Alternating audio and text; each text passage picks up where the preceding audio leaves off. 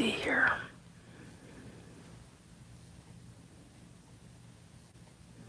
Okay, supposedly I'm live. Hello, all.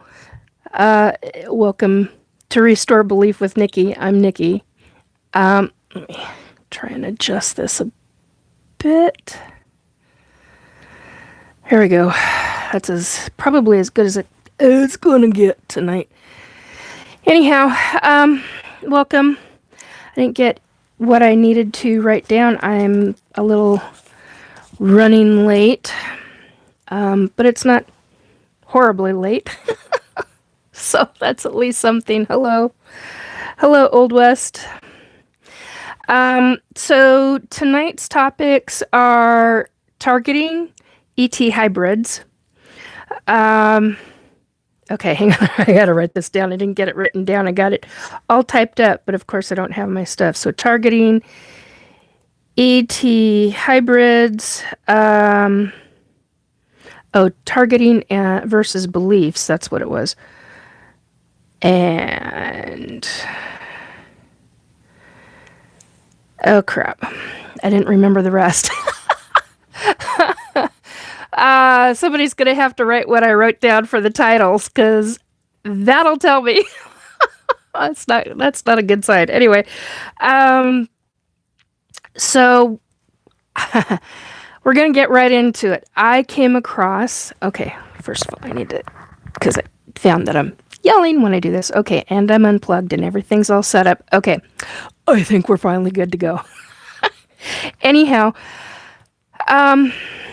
so welcome to Restore Belief with Nikki. I'm Nikki Jacobs. I am a psychic medium, ET abductee, surrogate mother of hybrids. I know that's a hard one for people to handle. I'm also a targeted individual, and that's a whole subject. And that's what I want to partially talk about tonight, is the targeting and the realistic side of it and the realistic beliefs that I have come across from various people. That's how I'm going to word that. So, and there's a lot to talk about regarding hybrids and Earth. That was the title. But I'm missing the third one. What's something versus what's to come. And I'm missing the word before that, before the word versus. So anyhow, it's been a wild couple of weeks for me, folks, to say the very least. And you're only getting pieces of it. So here we go. So I've come across people who have the belief system, and when you have to talk to them and try to even mildly explain what targeting is like, real targeting from government, whether it's a form of gang stalking, which they do pay for, they do that, and people do sign on for that to actually target other individuals, and I don't understand that. I mean, it's a form of them making money. I get the financial side of that, but I don't understand the psychology of it. Most people would not want to be paid to stalk somebody, but there are people out there that do. That said, there's a lot to this. There's a great deal to this. Hello to the 4 who are watching right now. So targeting versus people's belief systems, ET hybrids and Earth, and something versus what's to come. And I don't remember what the something is at this second. Anyway, so my point with the targeting is that I came across somebody who actually told me last week that if targeting were real by the government, then their belief is, well, just like this person says, who is George O'Grady, is it AI? No, it's not AI targeting. Targeting is very specific, it's very deliberate, and it is physical. Usually, unless it's done by frequency weapons. And frequency weapons can get very dangerous very fast. Even the government has, what was it, 60 Minutes? I don't remember which program it was, but one of the main four, 5, and 7 out of the United States, one of them, news agencies did an investigation on Havana syndrome. Well, there's Havana and Savannah syndrome. Don't ask me the difference. I don't understand all of it. But it is not BS. And I actually had somebody tell me this last week that if the government, quote unquote, if the government wanted you dead, how can you be here talking to me? Now, I'm not outing the person because they don't understand that is what they believe. That they don't understand it from the targeted individual's perspective or what has gone on with them. It is very real and it is very vicious. Hello to those who have come in. I can't even pronounce. Okay, Megan, hello. Additional jargon, hello. Talking about targeting to the 25, hello, who are in right now. You're new. T. Zenger, because you got a friend in me. No, I absolutely do not, Megan. And I'm going to allow my mods know I don't allow political I typically don't allow political conversation in here. Call you text. Okay, got it. But no, I have real issues with that individual. But thank you for asking. Anyhow, is it spirits? No, targeting by spirits is very different. As a psychic medium, I've had targeting by spirits. This is very different. Toilet tsunami? Oh my, that's quite the name. Grum, I am a targeted individual. Claudia, I don't need to know about your dog doing that. Anyway, so I'm going to go on. And hello, Robert. Thank you for coming in. I appreciate it. Is it, George O'Grady, is it wave? It's technology based usually. Targeting can be very, very vicious and very, very, I mean, just absolutely wicked and really vile. Targeting can be anything from white or black vehicles, usually SUVs, usually unmarked, usually some kind of government license plate, not always. Anything from the typical standard, I suppose you would call it. Okay, that's enough. Claudia, that is absolutely not all right. Enough of that.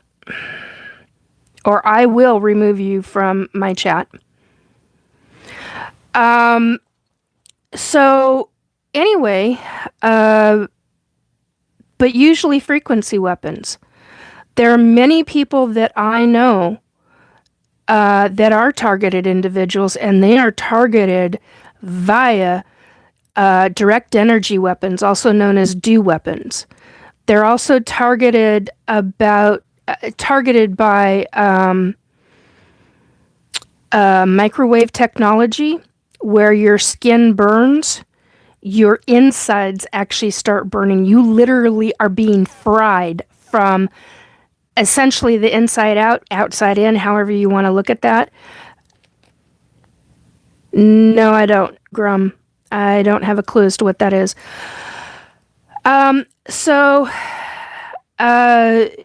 It gets very, very vicious and very wicked, and usually the frequency weapons done deliberately to unalive the person over a slow time. Hello, Megan. I think you're the same Megan. Are you the same Megan? Yes, I think you are. Okay, so anyway, it gets really quite vicious and quite deadly. There are people that have died. Matter of fact, an acquaintance of mine died recently, who was in the SSP community. I didn't know if I was going to bring that up or not, but he was a heavily targeted individual, and he died recently because of his targeting. In my personal belief system and in the SSP community, based on what we know and how things went down with him, he got hit. And he got hit repeatedly over the course of time. And the last few months, really in, oh God, I think it was July or August, and then again in, I believe it was September, October, somewhere around there. That's nice. I'm glad you have a YouTube as well. Would you rather have... interesting. So this gets really... And when I mean vicious, it's insidious. It's insidious of any government to do that to its own population. Very vile. Very, very vile. Very insidious, very vile. So you look at the different aspects of why they're getting targeted. A lot of people are getting targeted because of the fact that they're speaking out publicly, like I am. And it's harsh. It's really harsh. I got hit repeatedly this week, and I got hit so hard on last Sunday and last Monday that my skin was burning. My face went bright red, well, from like my décolleté, from my just above my chest area all the way up. I mean, my skin burned, my throat, my thyroid, I could feel my thyroid. I mean, it was, and they can target very specific things now. The technology is available. So, anyway, it's just, it gets really, really nasty. I've known other people to die from the targeting that they've experienced, and it's not okay. So to have the belief system that, and to tell somebody publicly, whether it's public or in private, or whether you're in a family group or you're in a bar having a conversation and somebody overhears you and comes in and starts talking, interrupting the conversation. Well, targeting isn't real, and you're gonna, you'd be dead. How can you be sitting here talking to me if you're a targeted individual? Because, well, they go about things differently than what you actually think they do. And the belief system, it's a very false belief system to believe that that's how it is done. Yeah, if they want you dead, they're going to figure out a way to do that. But targeting is also, it can be financial. It can be to where you can't acquire any jobs. They can screw with your finances. They can get into your medical history and start screwing with your doctors and their different, the medical things. With it's just, it gets really, really intense is a word. Invested is the word I was going to say, but it gets very involved, very detailed. And if you honestly believe that it can't happen and you'll be dead, that happens over time. There are people that I know that have been so vastly targeted, they have black helicopters over, once they get targeted, say, for example, one day they get targeted, if anywhere from minutes after they were just targeted with an energy weapon of some kind, a frequency weapon of some kind, they get, usually within a 30 minutes time, they'll get a black, unmarked black helicopter flying overhead, and they document it. They videotape it. They start putting up cameras. There's a specific kind of camera I'm thinking of, and I can't think of the name of it right now. I can picture it. I just can't think of the name of it right now. So, yeah, it happens. And as a targeted individual, your body becomes very aware very quickly what that energy frequency feels like. And it is freaking painful. So that's why I want to talk about this, because there's a real false belief that targeting is only one way and one way only. And wow, is that completely wrong. I've known people to be in cities where they've had the black helicopters. I've known people in great vasts of land property where they have it. They've never had flyovers before. And then all of a sudden, because they're out talking publicly about their experiences or information they know of, their name gets put on a list, and for whatever reason, they get targeted. It gets nasty. And it can happen not to just the individual that is being targeted. It can then go to a trickle-down effect with their family members. Okay? This is not a joke. This is extremely serious. And there are people that I know that have had that. It's not okay. Hell, they'll even target the animals that the family member is around. I mean, it becomes an entire family event, including animals. So you have to take a look at all of it and come out of the mental thinking that this is only how it can be. No, it's not. No, absolutely. There's at least 30 people that I know right now.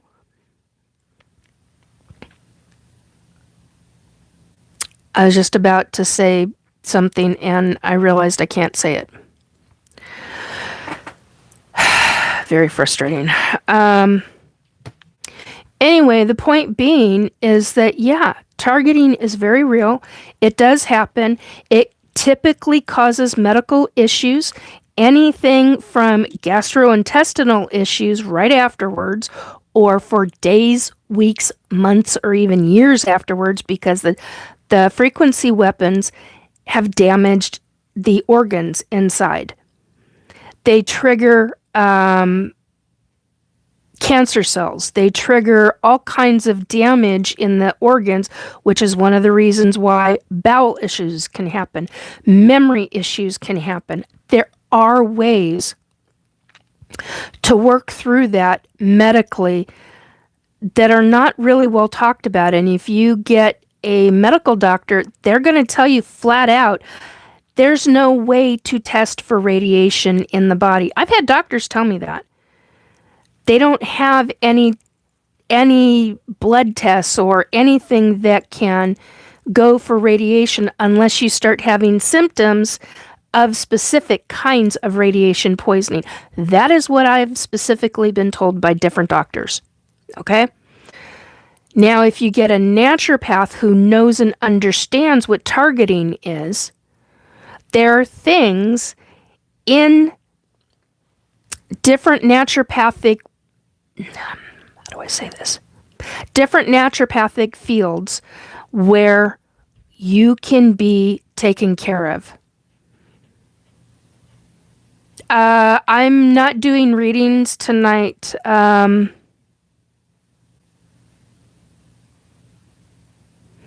Nicole Sky, I'm not doing readings, but I do wish you a happy birthday. I hope you have a really good one.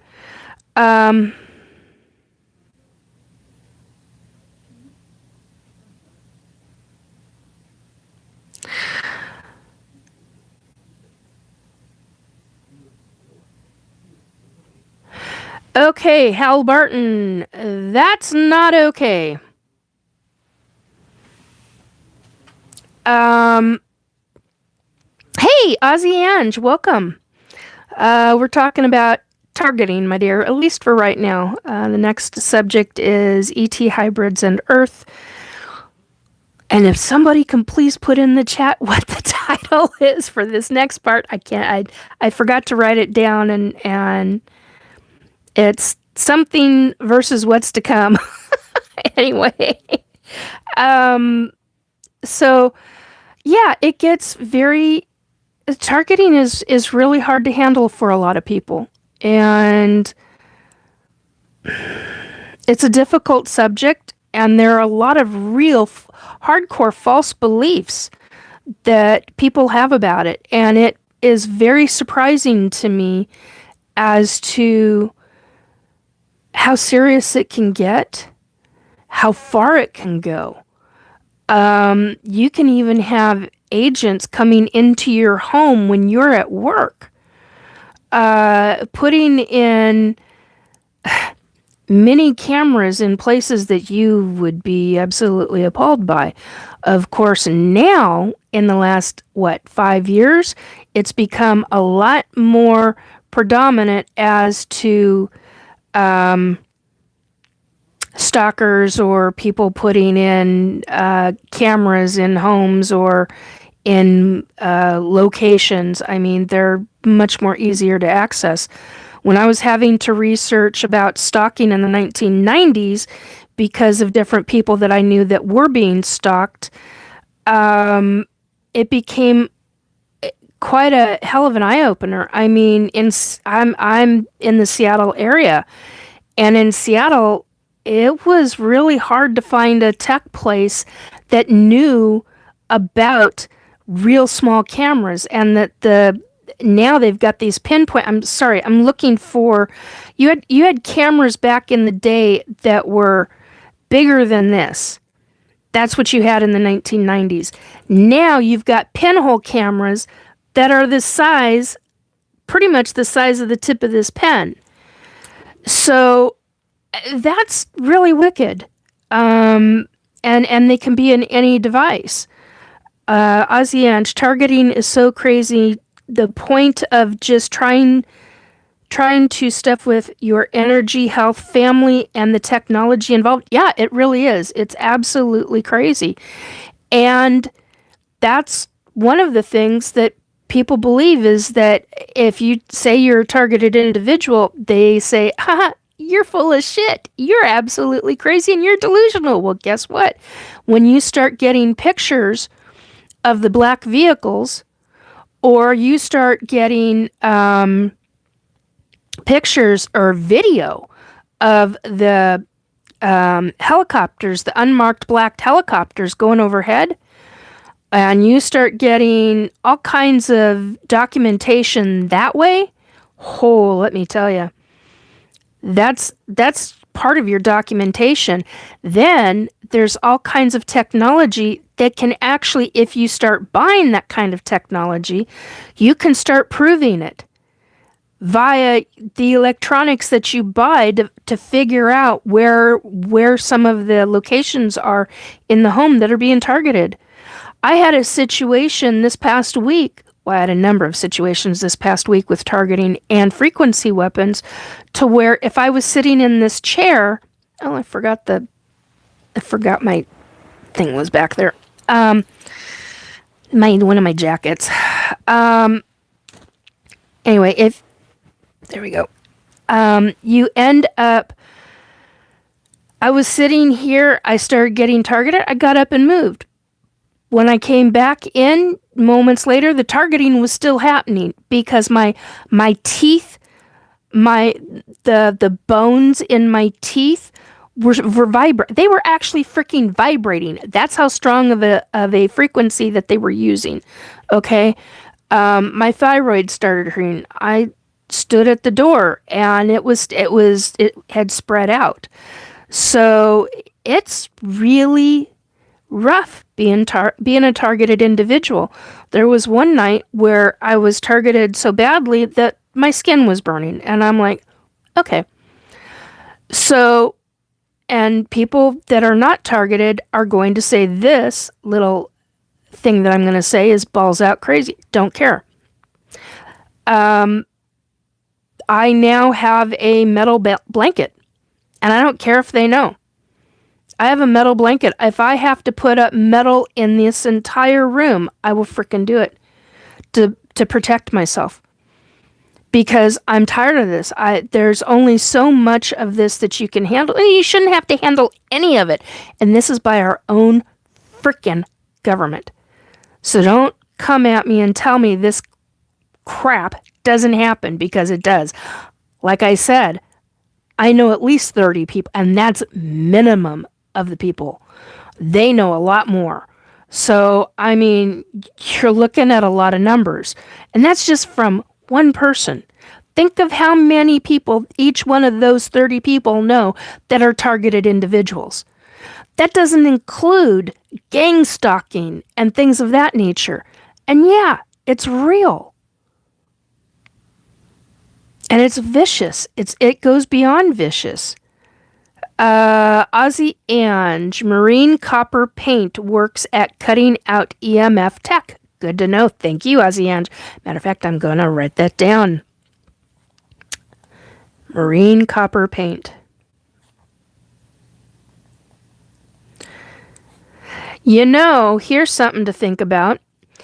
If you are a tenant, which means that you're a renter, you rent an apartment or a duplex or a house or whatever you're in, and you can't put that kind of paint up on your walls because of some whatever agreement in your rental contract, buy canvas. Paint it onto canvas and tack that onto your walls. Think about that. Or your ceilings. There are people that I know that have put metal on their ceilings because they found out that their targeting is coming down through their roof. Others, like me, it comes through. It comes down at an angle, partly through the ceiling and through the wall, aimed at my room. I find it real interesting. Oh, hey, Kesem. Kesem. Hello, how are you? I'm doing all right. Oh, yeah, Robert was saying cardboard boxes. Spray paint it onto cardboard boxes and tack the cardboard boxes up. That's a great way to do it, too. I mean, you gotta find what's going to work for you. I've known people to put up aluminum foil over their windows because of targeting. There's people that I know that use Faraday fabric as blankets to put up over their heads and cover. They have figured out how to create basically a Faraday cage, personal Faraday cage out of fabric. Now here's the thing with that. If you're going to do that kind of thing, then you've got to look at the seams, because once you puncture Faraday fabric, according to what I've been told, now if somebody knows different, please put it in the chat. But according to what I've been told, once you puncture that fabric, then you're going to have, it's not a complete seal. So what supposedly you're supposed to do is put a Faraday fabric tape over it to seal it. There are Faraday bags. There's a couple of companies that are making Faraday bags that are waterproof and ones that you can put your phone in. So there are things of that nature. I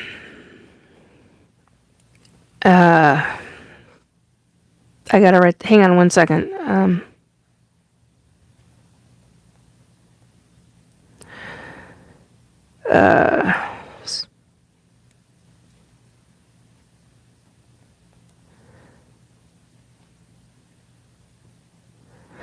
So, Georgia Grady Sunwave. Yeah.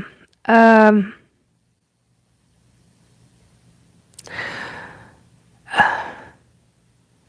Ozzy Ange, we wonder why they go to that extent. Yeah, we really do. Vincent, do you like donuts? Yeah. Very rare that I eat them, though. Abigail, was got targeted by a predator and sent me pics of, I can't get it out. Yeah.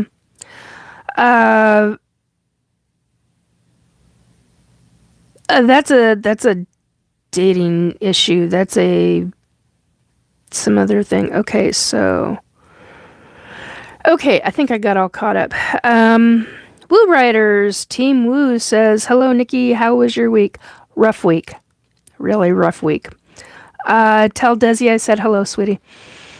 So, yeah, targeting is very real. And there are a lot of very false beliefs.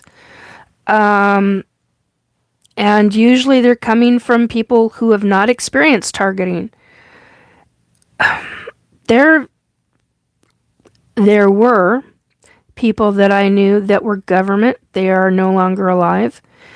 And I already did Woo Riders. That targeted really hard this past week. Last week, too. Before Thanksgiving. On top of everything else. Last week? Week before last, sorry. So, yeah, it's really difficult. And when you come across people that have that false belief, it's really hard to have them understand because they truly believe you're welcome, Old West. Old West is saying this is a lot of info. Thank you for sharing. Yeah, you're welcome. It's important that people understand that this is out there and it is happening to a lot of people. And it doesn't matter if if a United States citizen is in the US or they're in another country. It can happen. So it can be from satellites. It can be, that was the other thing that I want. So you're looking at satellites and from, bugger, I had it and now it's gone. 5G towers. I learned that one. Hang on.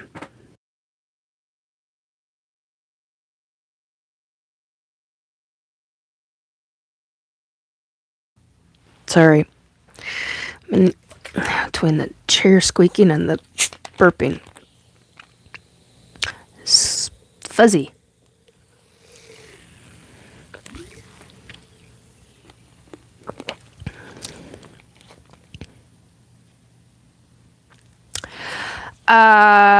Hibbs. That's not appropriate in my chat. Anything else like that, I will remove you. Play nice in here. So anyhow, it gets real, like I said, real interesting real fast when you're dealing with all of this. There we go. There. All right, so 5G mask. I don't know about a 5G mask. It depends on how you're referring that to, George. But anyway, so not long ago, I found out that it can be happening from the 5G cell towers because it's not all cell phone service stuff. It's also government stuff also put up there. So think about that. At least in the US. I don't know about in other countries. But it's hard. It's really, really difficult to be a targeted individual because once you're targeted, especially with frequency weapons, then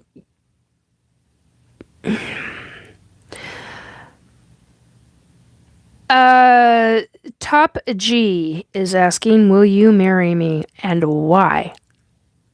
I don't know you. Anyhow, um, but once you're targeted, it becomes very difficult to deal with. You're looking at all kinds of health factors, things that can actually unalive you, which is what they want. They want you to stop talking. Hey, Drew. Howdy, Nikki. So there's, I don't even know where to go with it because there's so much information in the targeting. There are folks like Misha Johnston who talks about it. There's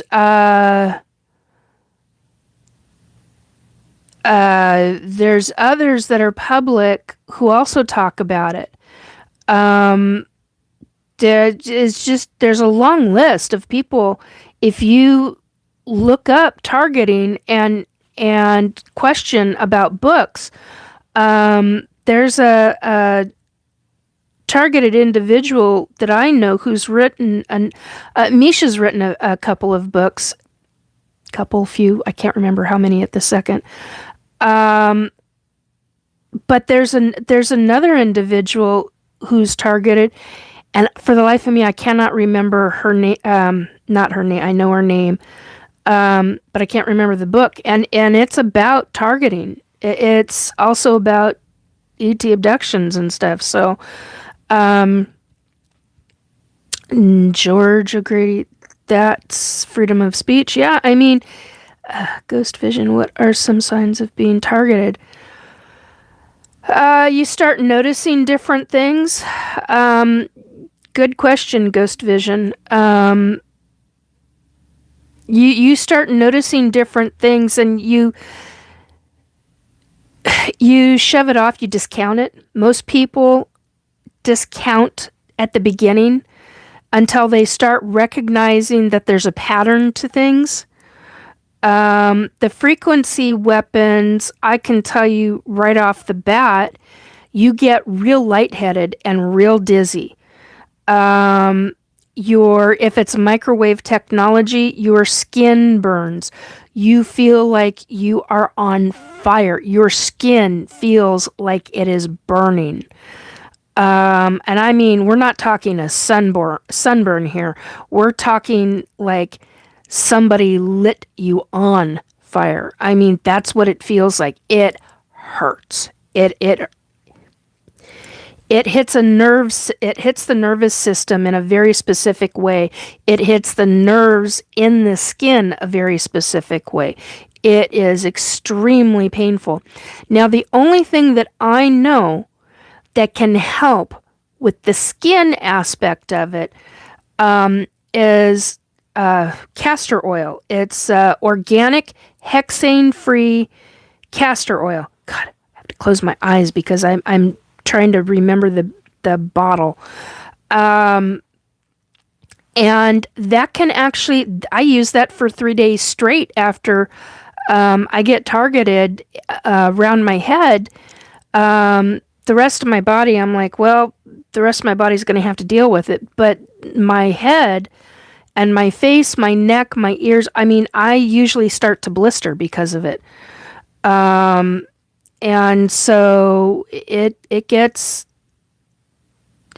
very painful. It can damage, like I said, it can damage different muscles. It can affect nervous systems. It can, there's some, I've read that Havana or Savannah syndrome can actually cause or act like dementia or Alzheimer's on the brain. Now, I am a survivor of aluminum toxicity back in the 1990s. And people now, I've been told so many freaking times by people who are like, there's no such thing as aluminum toxicity. I beg to differ. I had a doctor, I had actually had two doctors, I begged and pleaded not to go into the hospital. They wanted to stick me in the hospital, and I begged and pleaded not to go. I was like, I will do anything you want me to do to save me, but I'm not, no. And yeah, we were on phone calls, and I was on I was on ozone therapy, and oh God, there were so many different forms of therapy that I was on. For the metal toxis, I was on metal detox. Oh God, I can't even think of all of it right now. Uh, White matter disease. Yeah, it is Aussie Ange.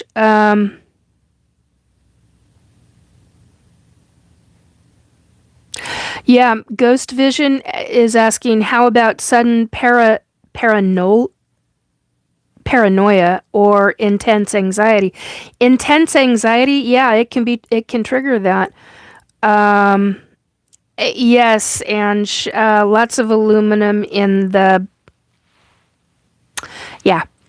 Um, so, okay.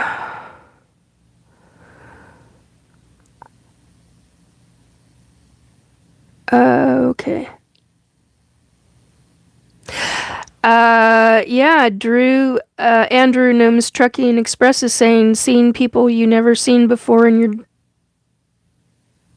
dreams. Yeah, I mean, it can get to the point to where okay, so here's something else that I found out the very hard way. There is, or was, a government, originated in the U.S. government.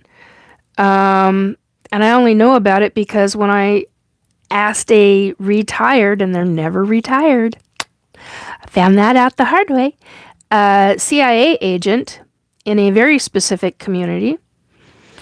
One question, 4 days later, I was a targeted individual in my dreams, and I was very good at lucid dreaming. And lucid dreaming is when you control your dreams. And so you know when a stranger comes in to your dreams because you're controlling the damn dream. And I had 3 military, and I knew they were military by how they walked, how they were dressed. They were in I don't need to get into all that, but the point is that that's how I found out that there was at one time a government run project specifically for dream warfare. And I was like, there's no way in hell. I didn't believe it. Come to find out, oh yes, there was. Because when I protected myself, the following day when they came back and told me that I severely injured one of them by using the protection method that I did, they tried to talk me into, they offered me a job. They basically headhunted me and said, you got to come teach us how you did that. And I'm like, I don't have to teach you shit. I don't have to do jack shit for nothing for you. Not a damn thing. You entered my dream, that which I consider a form of mind rape. Do not even fucking talk to me about coming to work for you. 1111 on the numbers right now. So, and they told me point blank that that the guy will never work again, that their lead agent will never work again. And I'm like, good, you shouldn't be doing this. And because of those 2 individuals that came and talked to me the following day, excuse me, trying to avoid burping. When they came to talk to me, they didn't realize with my abilities, I saw everything in their minds. This had been a program that had been going on for vast years. You want to talk targeting? Government has very different programs for very specific kind of targeting. And because of this incident with me, I found out the very hard way just exactly how severe these programs can get. And one program can get shut down and be reclassified and technically classified as closed and essentially wiped off the books at some point, get relabeled as a different program. They start back up, and different definitions in the program. Then it can go deeper than that, and then it can go into corporate. Whoever is working with the corporate conglomerates part of government, and that can get into targeting as well. So that program can then continue. And when they do that, now at this point, because I was dealing with essentially 40-year-old men, and it got down to the point to where they were using 18, 19, 20, and 21-year-olds for this form of targeting in the dreams. And you're literally the most vulnerable that you can be in your sleep. And it can get real. They were targeting presidents of countries, presidents of corporations, mega multi-millionaire, billionaire types, political constituents. Oh God, every kind of, the kinds of things that I saw,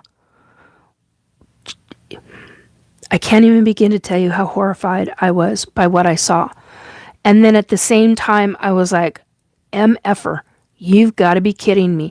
Government is actually doing this. You've got to be frickin' kidding me. Well, in that same time frame, I also found out that certain aspects of government are protected by very specific forms of dark magic, what I would call dark magic. I don't know what else to call it. And forms of ETs that are detrimental negative ETs. And they're protecting a lot of these different programs. The really high intensity ones. Hang on a second.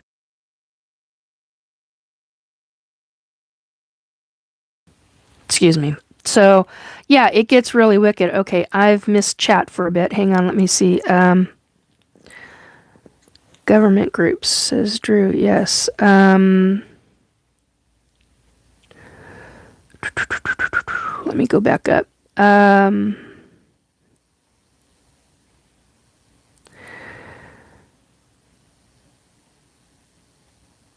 Okay, targeted individuals, Ozzy targeted individuals become so sick with a lot of health issues they cannot train, exercise, let alone think clearly. Yeah, correct. People, I assume, are talking about my weight based on different things in here.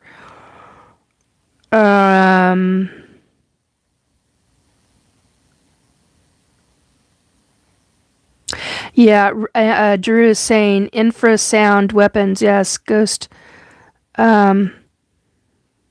vision, strange dreams are definitely relatable. How about yeah, we did that. Okay. White matter disease. George says move around will help. Lamb literally him. Jim can save you. Exercise Jim is what they're talking about. Ghost vision toxicity is 100% real deal, but how is that relatable to being targeted? The toxicity, you can have all different kinds of toxicity from the different energy weapons being used on the person. There's a lot of toxicity that way. Lamb, literally him. People eat junk and then seek help. And then Aussie Ange is saying targeted individuals become so sick with a lot of health issues they cannot train, exercise, let alone think clearly. Very true. George is saying spiral intervention, ghost vision, and this was all in your dreams. The beginning of that was in 2019.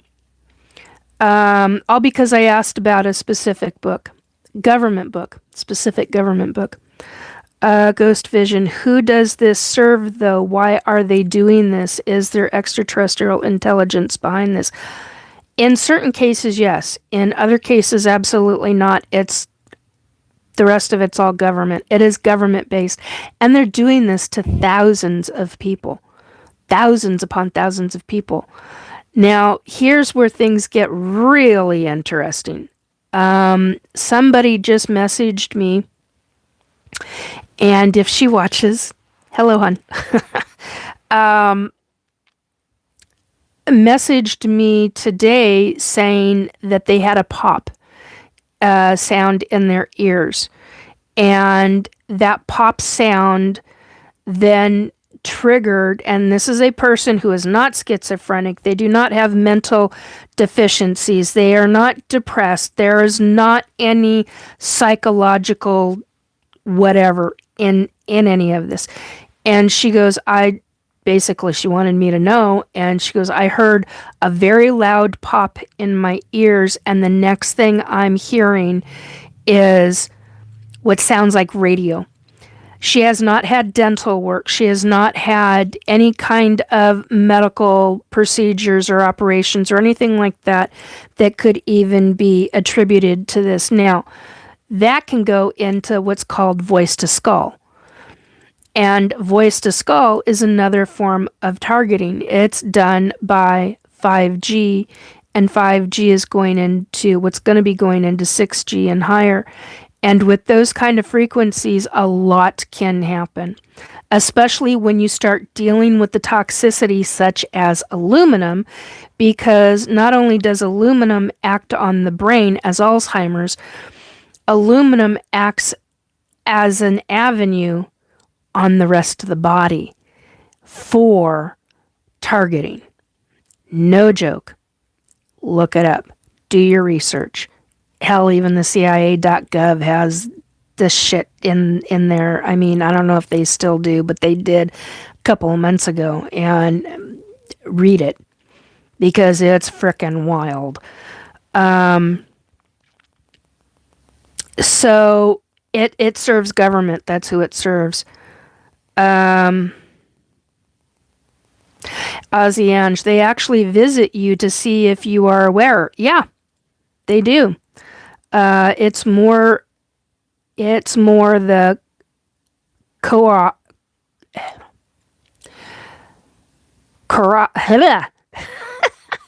corporates who want to use your abilities. Yes. 5.5 in Australia. Good grief.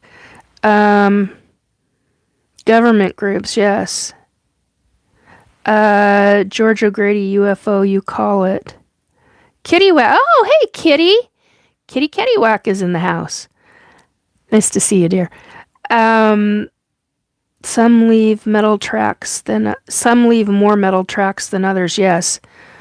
Yes, with the nanotech involved. Yeah, a lot of nanotech that is driving a lot of this, and it's when I say it's vicious, it's it is so incredibly wicked, vile, vicious. It is absolutely insidious what government is doing. And these are deep programs. These are not ordinary. These are part of the deep government.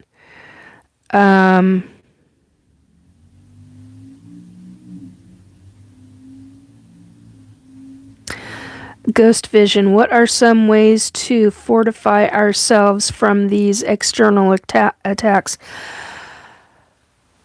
Well, this is not going to go over well. Do your extensive research. If you've got somebody telling you that you need to have an inoculation, I'm going to put it that way. Do your deep dive. Make sure it doesn't have aluminum in it or other kind of metals in it before you ever get into any of that. Hey, Sandra. It's nice to see you. Look into healthier ways of eating. Make sure that you're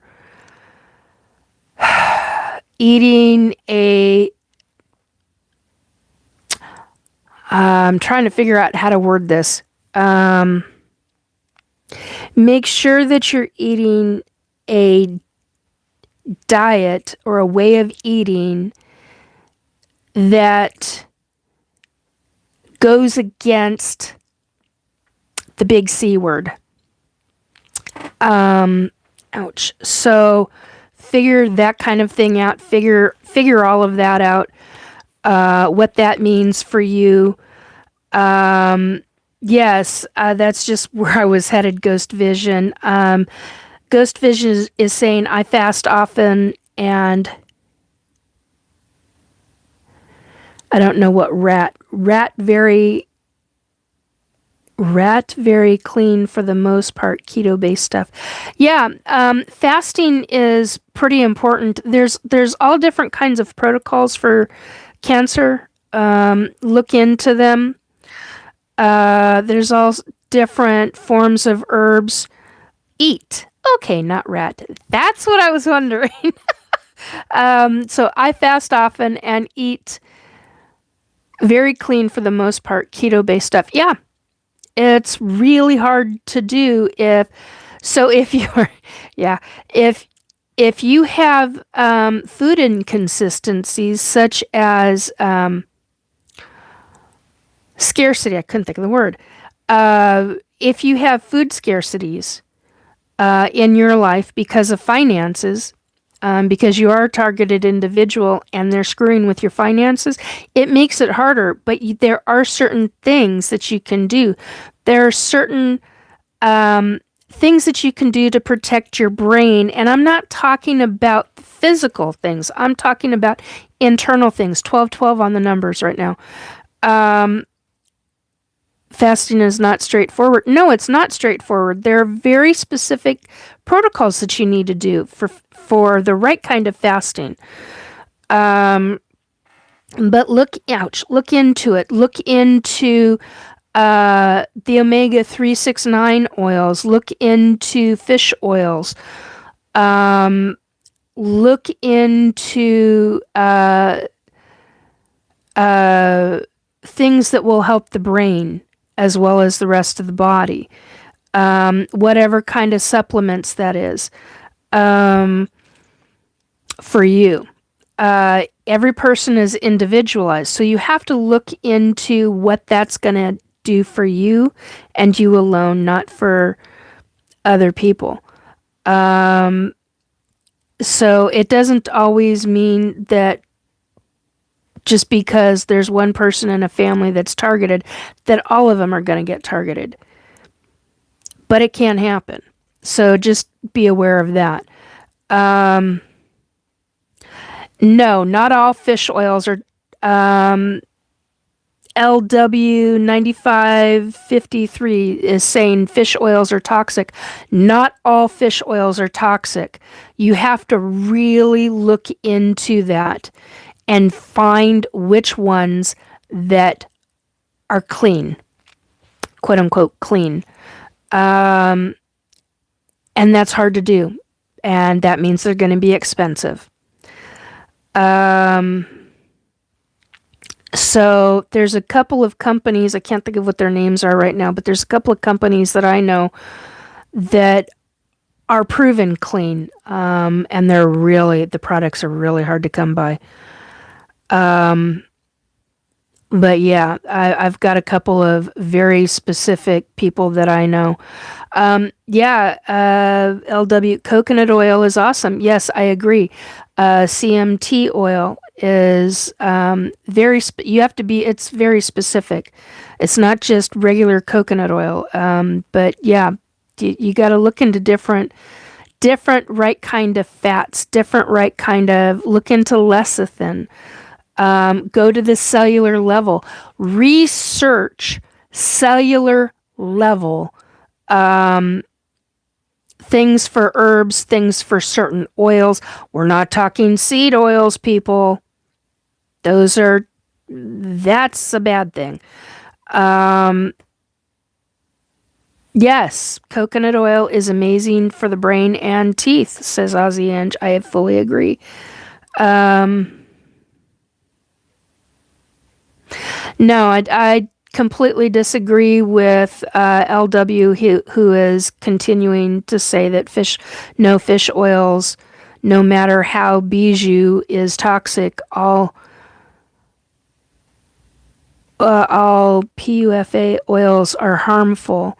Fish oil and seed oils are, I don't know what PUFA stands for. So I don't know who Ray Pete is. Ray Pete proved it. Okay, they proved it.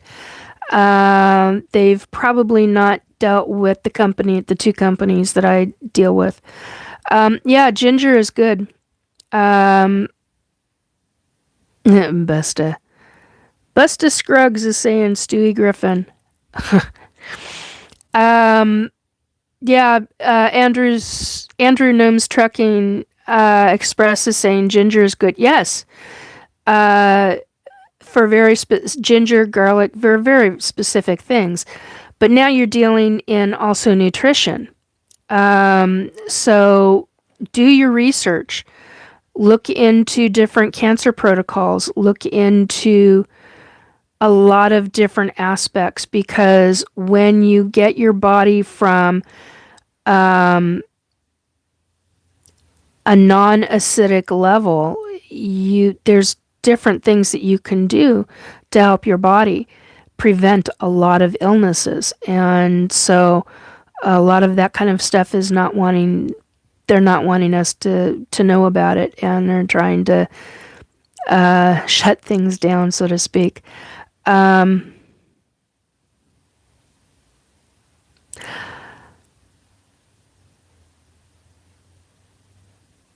I don't know what that term is. I'm not keeping up with that. Actually, I have. But that's okay. Everybody's got their own different knowledge base, and I know what I know from the research that I've done years ago over the course of the last 35 years. So, I've already answered that question, LW. I'm not saying it again.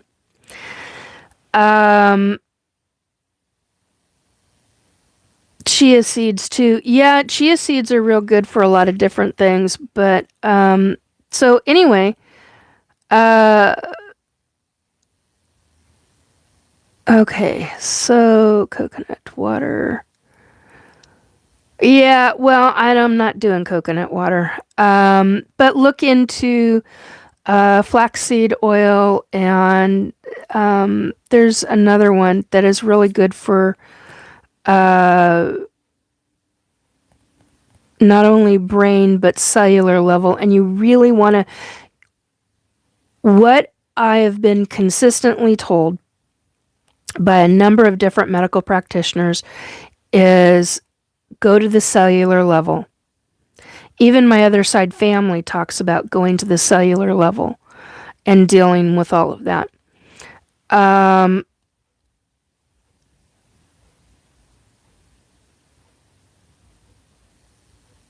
So, well, if you're going to give me shit, move on, because I'm not going there with you on it anymore. I've said what I've said. And if you don't like it, that's fine. My point is that you have to do what's in your best interest for your body. You are an individualized person, and you have to find things that work for you. These are things that I have found that work for me. These are parts of my research that I have done. And if other people can't handle it, tough shit. Find things that work for you. On that note, also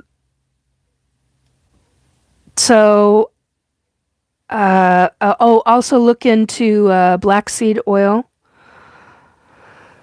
And when I said seed oils are shit, what I'm specifically talking about is cooking oils that are seed oils. That's what I'm talking about. But do your extensive research. If it comes down to it, figure out how to make your own. And I'm not talking about seed oils. I'm talking about everything. Go back to the old ways, but healthier. Make it healthier. And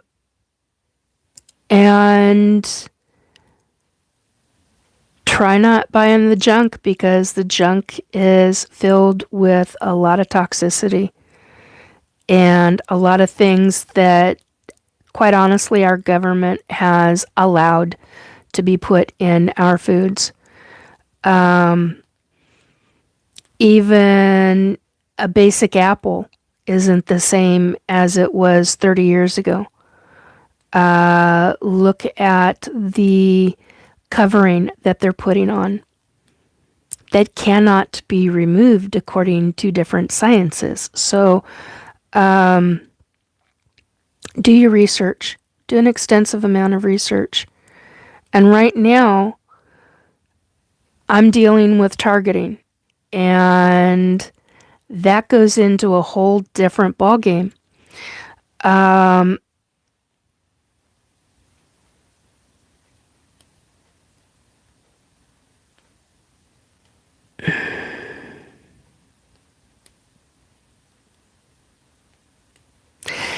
So basically, go in and find out how you're being targeted. Figure it out. You'll know by your own instincts, because things will feel off. And that's not fun. You can have, there may be underlying medical issues to begin with, and those can become even more advanced with certain kinds of, I've had enough. I'm done.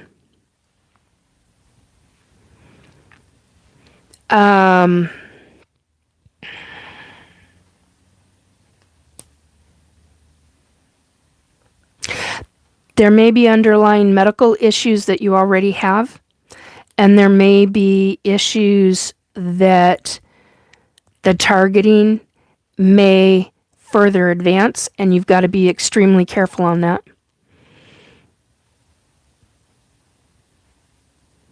Yeah, you've got to watch out for the sodium. I mean, that's a huge thing, and a lot of people do not understand that even in the most basic of foods, like I found out the hard way that a product that I dearly love that is a hot sauce has sulfites in it. Why are you putting sulfites into? That's a deliberate. You don't need to put sulfites into a hot sauce. That's ridiculous.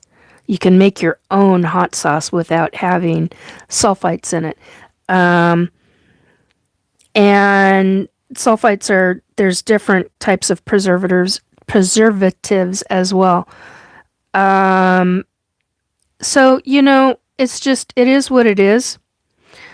You have to find what works for you, and the targeting can bring out different underlying health issues. So you have to be very, very careful. You have to be very, very careful. And if you are a targeted individual via the frequency weapons, get everything that you can food-wise that is as clean as you can possibly get it.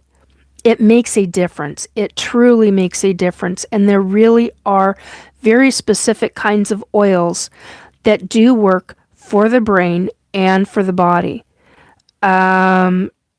Whether anybody likes that or not, or believes that or not, there are specific things that do help, and they will help fight against the targeting, the frequency, specifically the frequency targeting on the body.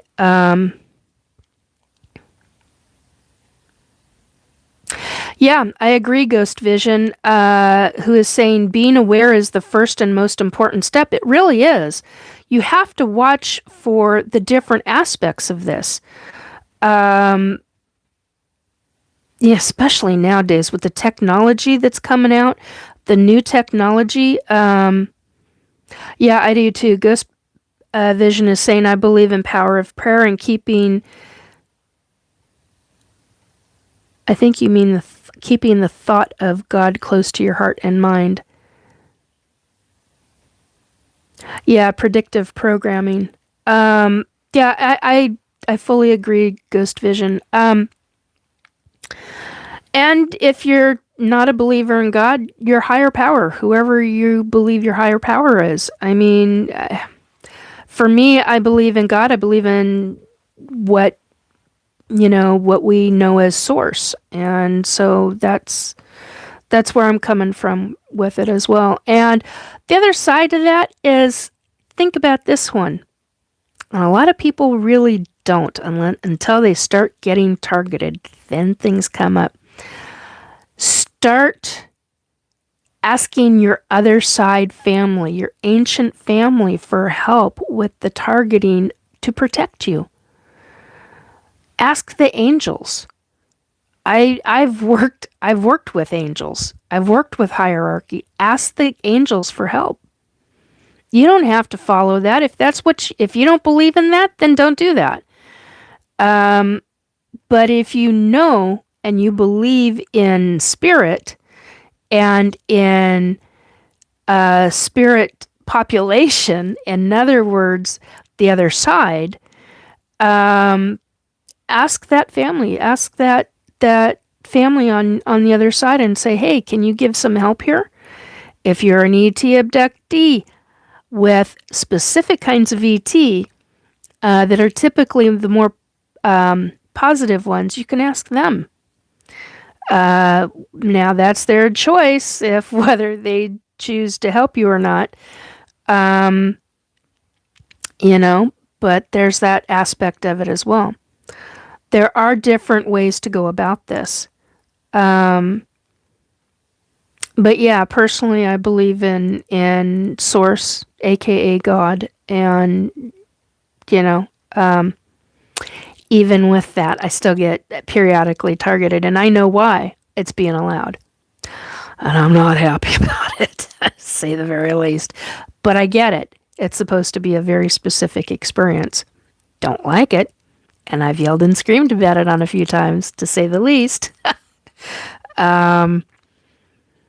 So, and there's a few people in-house right now who have heard me yell and scream about it when we've been on paranormal teams together. So,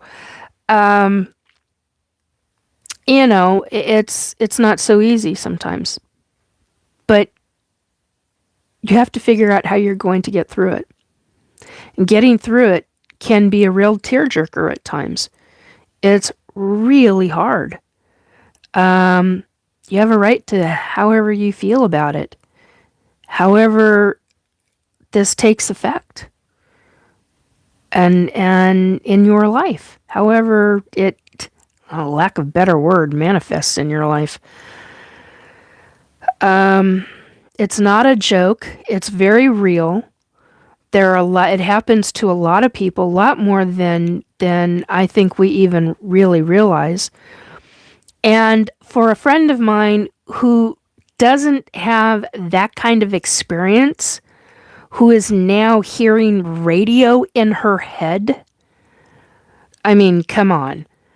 That's kind of a big deal.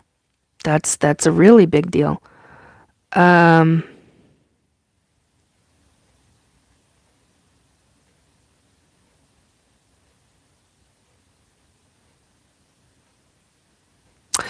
Ghost vision. I was abducted years ago, had a dream where I witnessed myself as I was taken on board a craft and woke up paralyzed. This never happened to me before.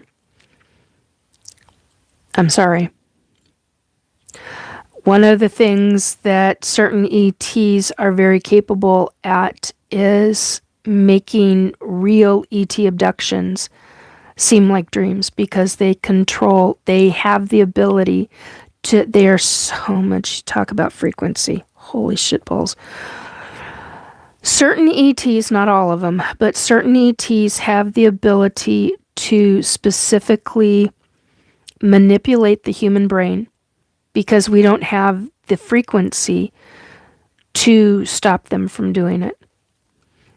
We don't have, we have the capability, but we're never taught. And it makes it really rough, really hard. And once you're taught, it's about practice. Practice makes perfect. I hate that saying, but it doesn't mean it's perfect, but you definitely learn.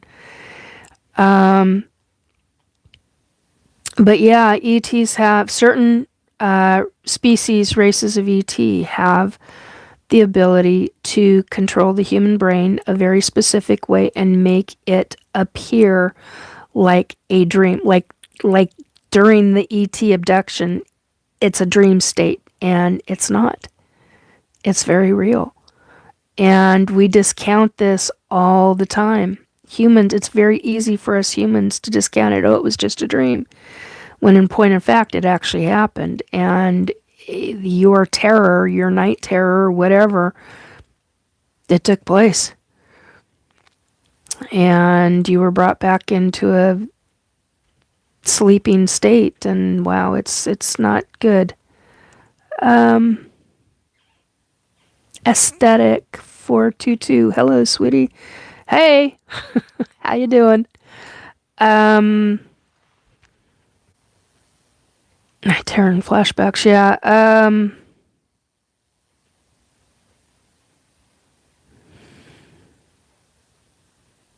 Practice means learning. Yes, it does. Ghost vision. My body was levitating upward and being sucked in by this intense bright light emanating from my window, and everything was vibrating. Yep. I've had that experience as an ET abductee. Very similar. Found myself in the middle of a green...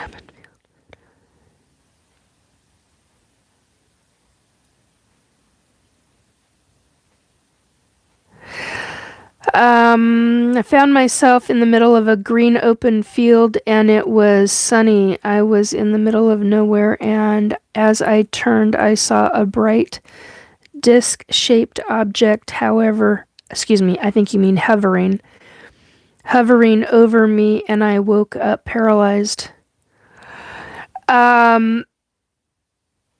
The paralyzed feeling can come from, well, it can be ET, but it can also be, oh my God. I just lost the words. Can be a different entity. It can be a different being on the other side. I can't think of what it's called. I got a brain fart going on.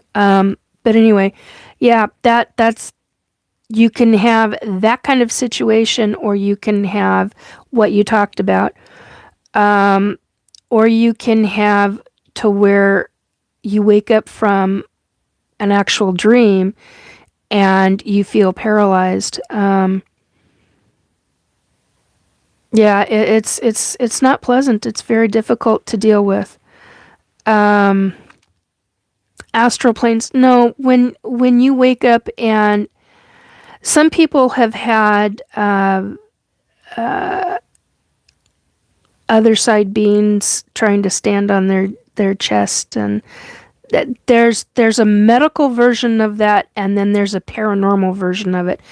And medical doctors, when they hear, now this is from my different friends' experience. Hang on a second, guys. I gotta hit mute. I don't want to screech.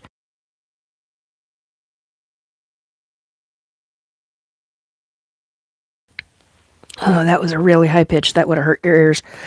Um, so, and I'm very thankful I've had chiropractic, but I'm really hurting. Sleep paralysis. Thank you, Drew. Yeah, sleep paralysis. So according to a friend who went through that, their doctor was like, "Oh, this is what sleep paralysis is, and this is how it comes about, and what takes place." And but there's also what the medical doctors will not acknowledge is there is a paranormal version of that as well, and that's what's very difficult to deal with. Oh God, hair is cut just normal. I hate having ugh, little kinks in the hair. Drives me nuts. Okay. Lost my train of thought because I saw that. Anyway, so it becomes quite a different situation. And that's just part of life sometimes. Some people have it more than others. Ghost vision. Well, needless to say, it scared the shit. Yeah, I'm sure it did. Shit out of me. And so I closed my eyes and started calling out to Jesus, and I fell back to sleep, and that was it. This never happened to me since a one-time event. Yeah, I've known people just like you that have talked about stuff like that. Yeah. Ghost vision goes on to say, but later I witnessed objects in the sky on a few occasions, orange, bright orbs. Yep, I know people like that too. There's a scientist that I know, retired, I should say that, and they see a vast amount of orbs, vast amount of orbs on their property. So, it gets interesting. Like, oh, I didn't really believe in this, and oh my God, it's real, and what are these orbs, and where are they coming from? Well, orbs can be all different kinds of things. They can be anything from ETs or Sasquatch that can manipulate energy and go down into a ball. It's a whole nother ball game, no pun intended. To the Fae, it can be, so many different vast subjects in amongst that. So, but Ghost Vision, yeah, for sure. Thank you for believing. You're welcome. Ghost Vision, I appreciate you. You're very welcome. I know what it's like being an experiencer and being in somebody's chat and they completely dismiss the person. They completely disregard and then try to belittle the person. I've experienced that. I've been in chats like that. And then I've been in chats where people are very accepting. They're very open. And it's about finding the right... I don't know how to say this, but it's about finding the right people who will listen, who will understand. They've got the different experiences. Because, here you are an experiencer. And where do you go with this? Who do you talk to about this? Well, you start finding paranormal shows or the broadcasts like mine, and you sit and listen for a bit, and if they're talking about something you know about, you chime in. It gets very interesting. Oh, I just realized I need to write down a word.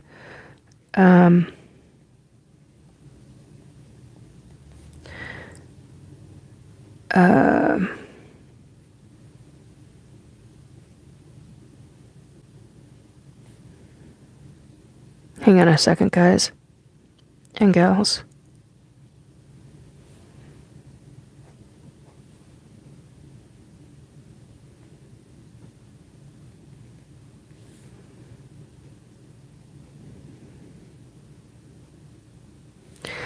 Okay,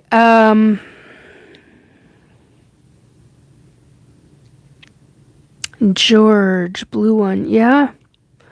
Sure, only an experience humbles people and allows open mindfulness. Yes, it really does. George says some Flack use video effects. Yeah. Yeah, you've got to be very careful. There's so much AI out there now. Psychokinesis, yeah. Says Drew. So there's so much out there now regarding AI that AI has really taken over a lot of stuff, and it's going to make it really difficult to come through where we're headed. And that's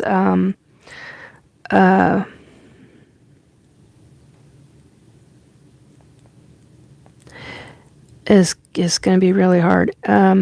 Okay, so the next subject, I'm going to move on now, folks. Let me backtrack just a moment. I want to be sure that I got everything that I could. And make sure I got everybody.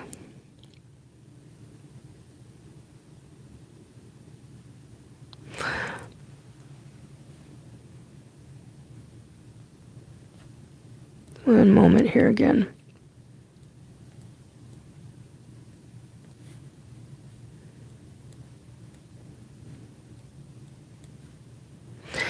Well, and some folks, when you get into the targeting, some folks have seen me on camera, on a live, go through targeting on the spot. I mean, it can be very painful.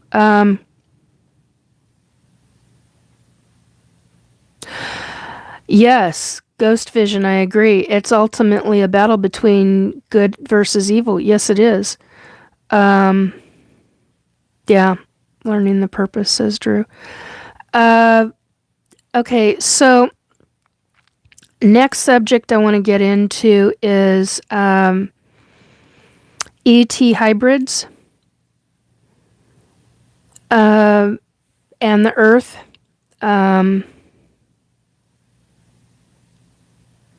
Yeah, that I have a tendency to agree with that, George. At some point, AI take over our life and job. They're already in some countries, George. They're already doing that. You've got robots taking over skilled chefs, and everything is computerized and tech generated. Restaurants, full restaurants, in that form in certain countries. That's a really big deal. You look at the job market and what the major issues of that are. That's an AI. It's not just robotics. It's not just you're dealing with also a form of AI getting in there as well and taking over that. That is some very serious stuff. Very, very serious issues. You're looking at restaurants. There are some. I'm trying to remember the industry is the word I was looking. I'm going to write that down.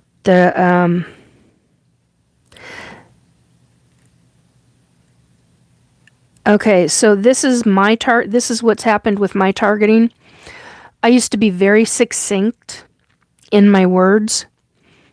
Clear, concise, succinct.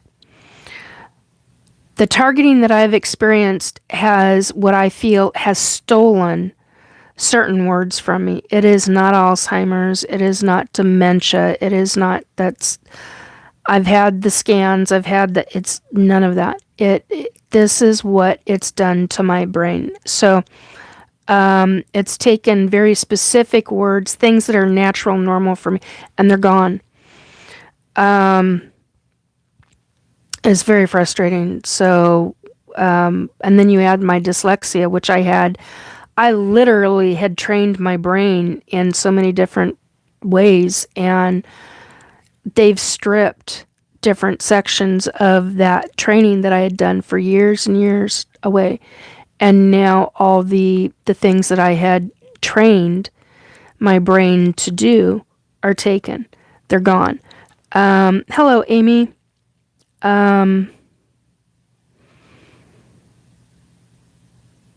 Yeah, agreed.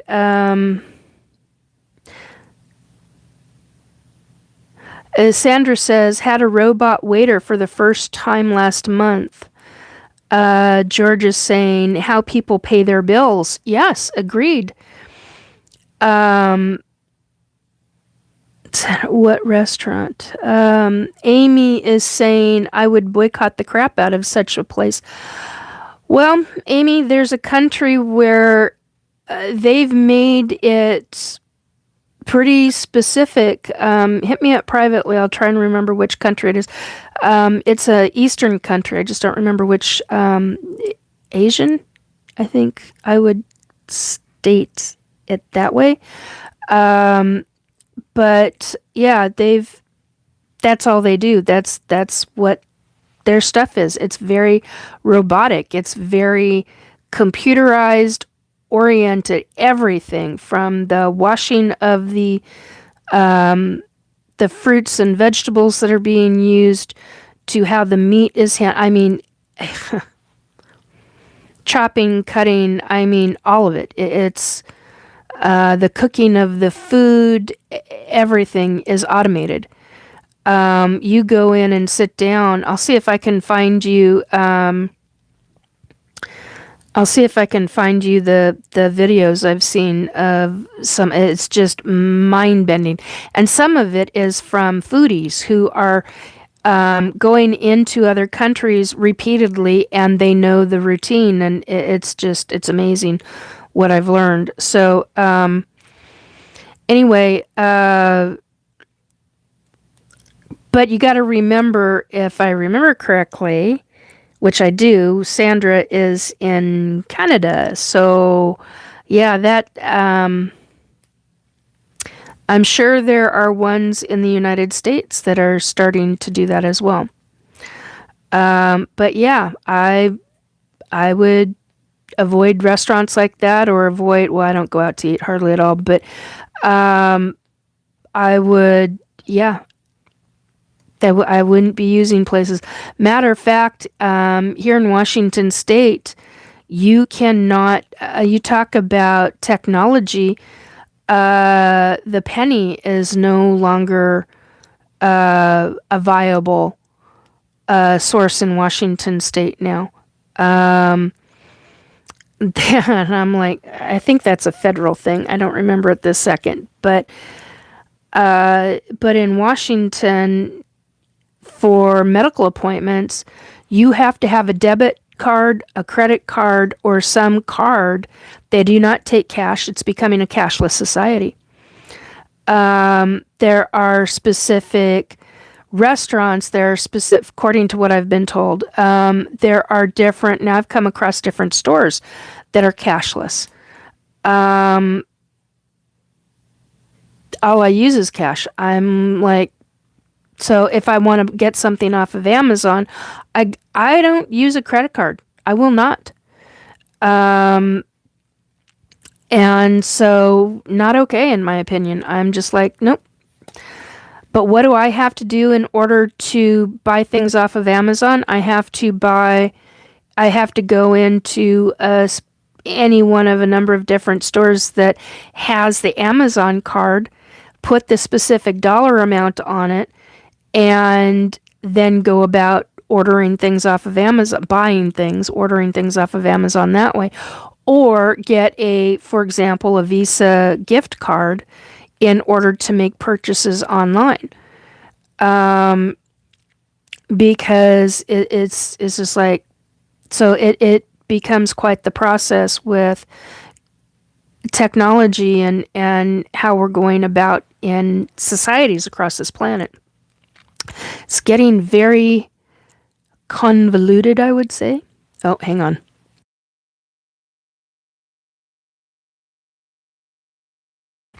Excuse me. So, had a lot of ginger tonight, and it's really, it's at least I'm doing other things. I'm burping instead of other things. So, soon AI will be granted citizenship. Okay, wait a minute. What am I missing? I missed something. Okay, I'm not repeating that, Sandra. Just because I don't want to. I don't want to name where you're at. Okay. Soon AI will be granted citizenship and be granted rights under the law where we humans will become secondary class citizens. You're welcome, sweetie.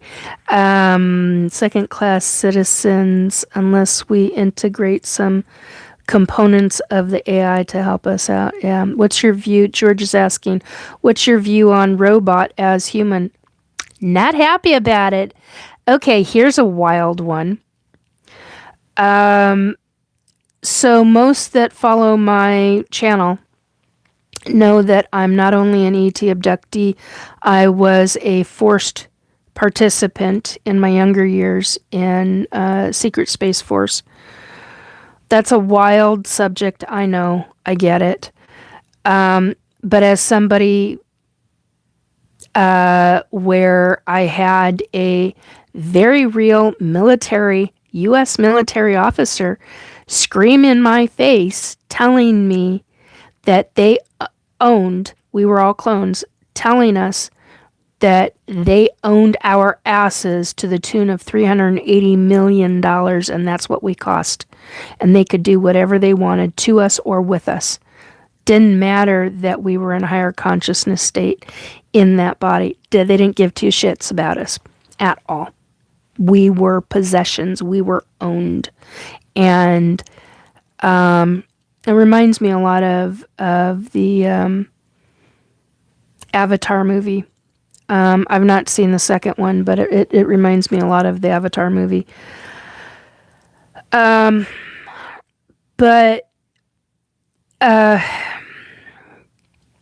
when you think of you as robot as being human, that's going into a whole nother. You're dealing with sentience. You're dealing with, can a computer be sentient? Can AI be sentient? That's a whole nother subject. I don't agree with it whatsoever. Amy, I've been ill tonight, severe.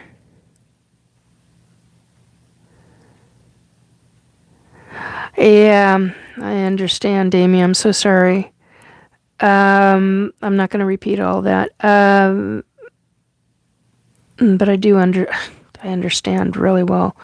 Ghost Vision, the race is on towards what source will be our choice and who will control it. If it's government for some private corp, I'll be very skeptical. Open source AI has to be for the people, by the people.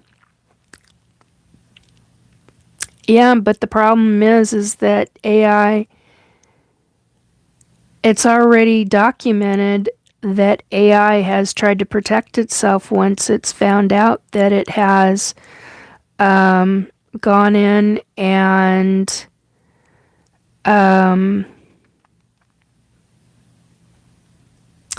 going to be shut off, and it's gone in and hijacked other computers, other tech, in order to keep itself alive. Real interesting when you get into that. That's well documented.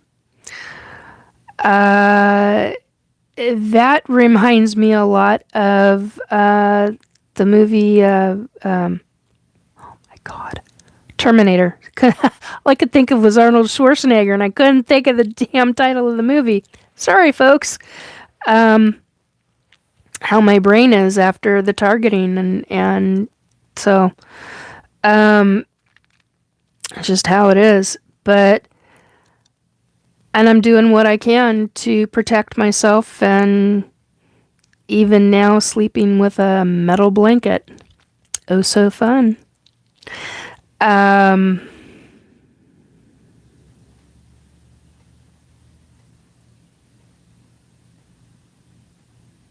yeah, I agree, Amy. Amy is saying if we have a war with AI, we would be tossed back to the era of computerized pocket calculators at the end of it, pretty much. Ghost Vision is saying, and the movie Matrix comes to mind often during these trying times. Yes, I fully agree.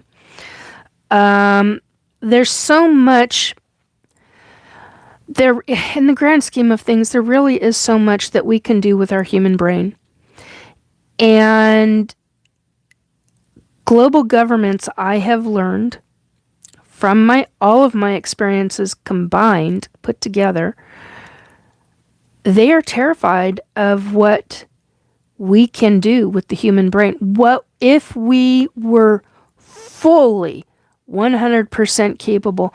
You know, there was a movie I saw recently. God, I don't remember the name of the movie. Oh, Lucy. The name of it is Lucy. And it really reminded me a lot of what the human brain can do. And I was like, whoever wrote this, they were on the right track. They really were on the right track with that movie. I don't watch a lot of, I watched a lot of the same movies over and over again because they're things that I enjoy.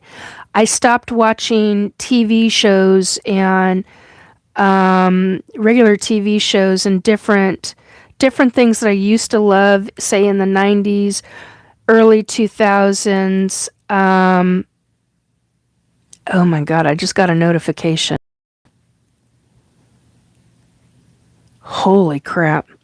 Sorry, I just got reminded of something that is supposed to be happening, and that's not something that I'm ready to publicly divulge yet. Sorry, I just had a thing go across I just had a notification go across my screen. Totally threw me. Anyway, yeah, it's if we were truly capable of using a much bigger section of our brain than what we have been led to believe that we are capable of doing.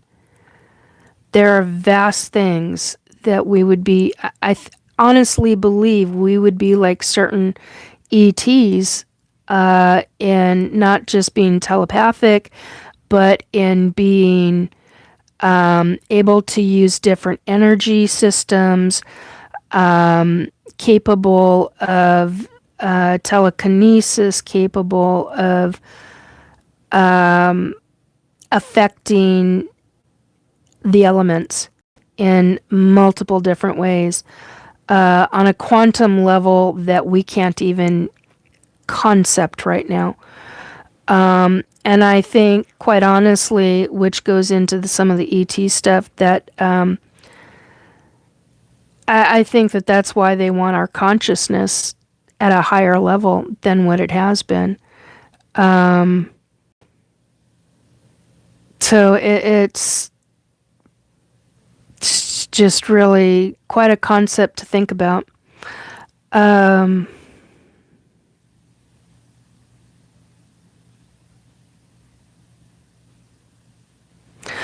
Yeah, Amy is saying, I was deeply offended by computerized refrigerators and a robot vacuum cleaner. This is all way next level over that. Oh, this is way beyond that. You look at the movie, yeah, I am referring to movies because it makes the point of what I'm talking about, and yet there's a lot of this that, I mean, oh, for God's sake, now I can't think of her name.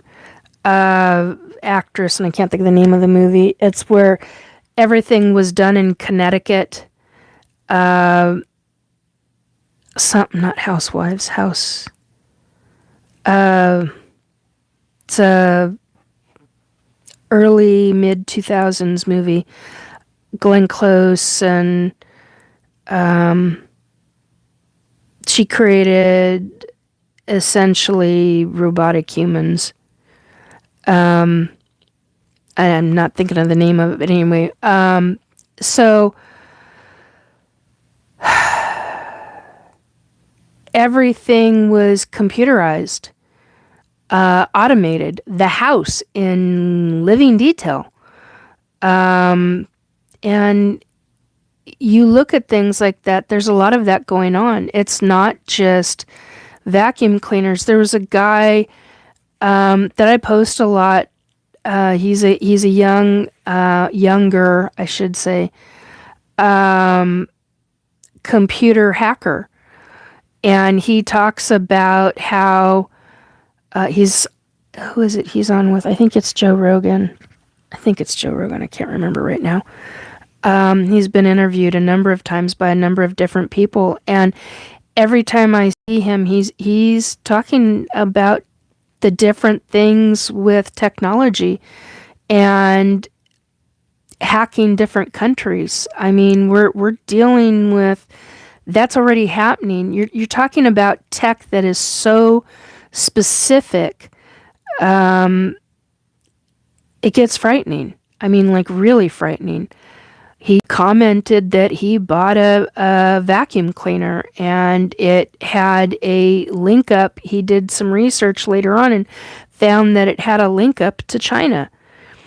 And that they could, that he's like, this vacuum cleaner could be hacked by somebody in that country. And there's a lot of things. I've seen stuff talking about drones, U.S. government drones that aren't made in the U.S. They're made based out of China. They're made based out of other countries. And those drones can be hacked. That's a scary proposition, folks. When you get into that kind of stuff, that's a whole nother subject. Aiden, I think that's it. Yeah, Aiden, I'm not doing predictions other than what I'm going to be talking about, which is coming up. Past prediction stuff, but it's becoming predominant now.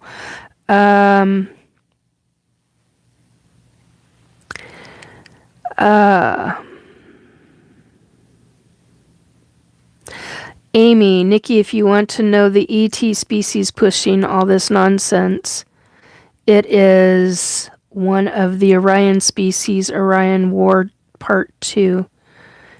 AI, come and get me. I am a 1980s level Luddite, she says. George is saying, if AI is smart, that human put it in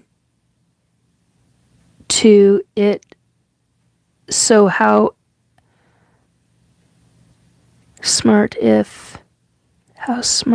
is it more advanced?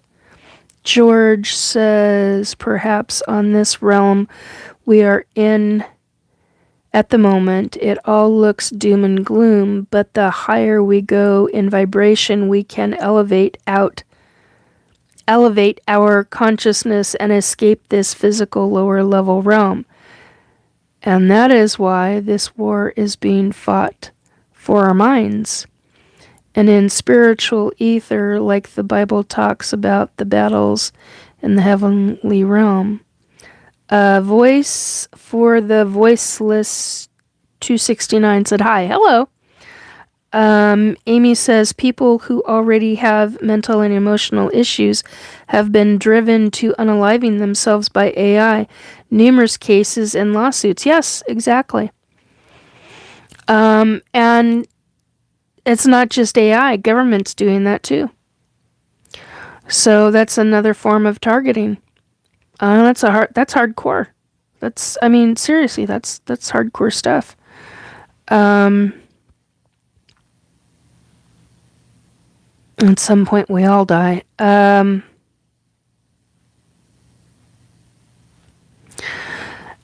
Just remembered.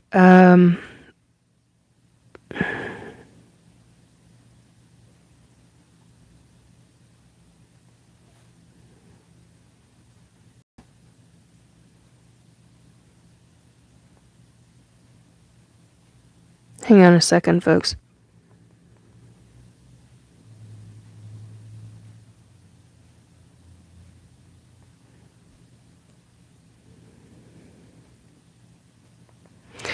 Anyway, oh,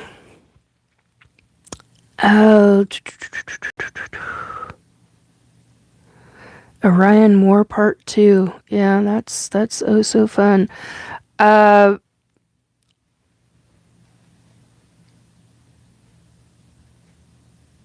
yeah, the AI. Amy says the AI would literally play the role of their best friend and isolate the person from their own family. It's disgusting. Yeah. And there's a lot of people who are stalkers who have figured out how to work with AI and have basically trained the AI to stalk. That's hardcore. So it makes it very difficult. Angela, hello, Angela. So yeah, it's becoming a major global issue.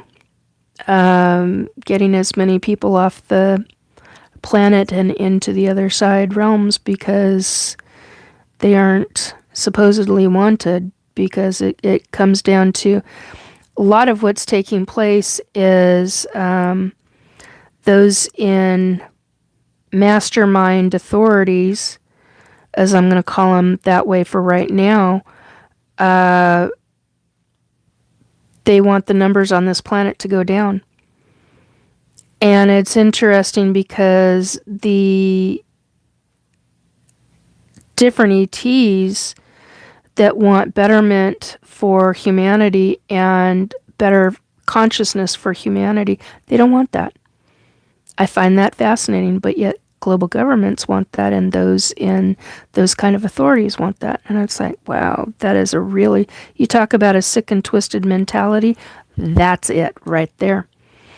Oops, hello. Let's see. Start talking. I need to have the lips moisturized.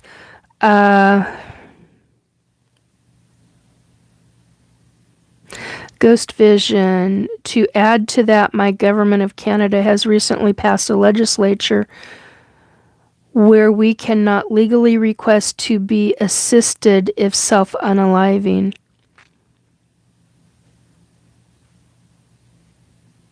Cannot, can now? Where we can now legally request to be assisted in self-aliving.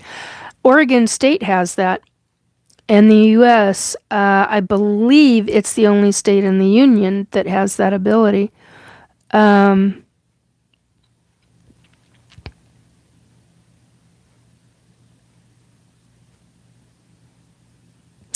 So anyway, so what I have been learning, and I'm not going to tell you exactly how I've been learning it for safety reasons. ET hybrids on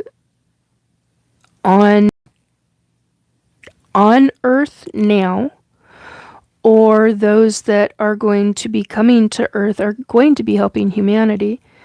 And that's what I wanted to talk about. And it's done to help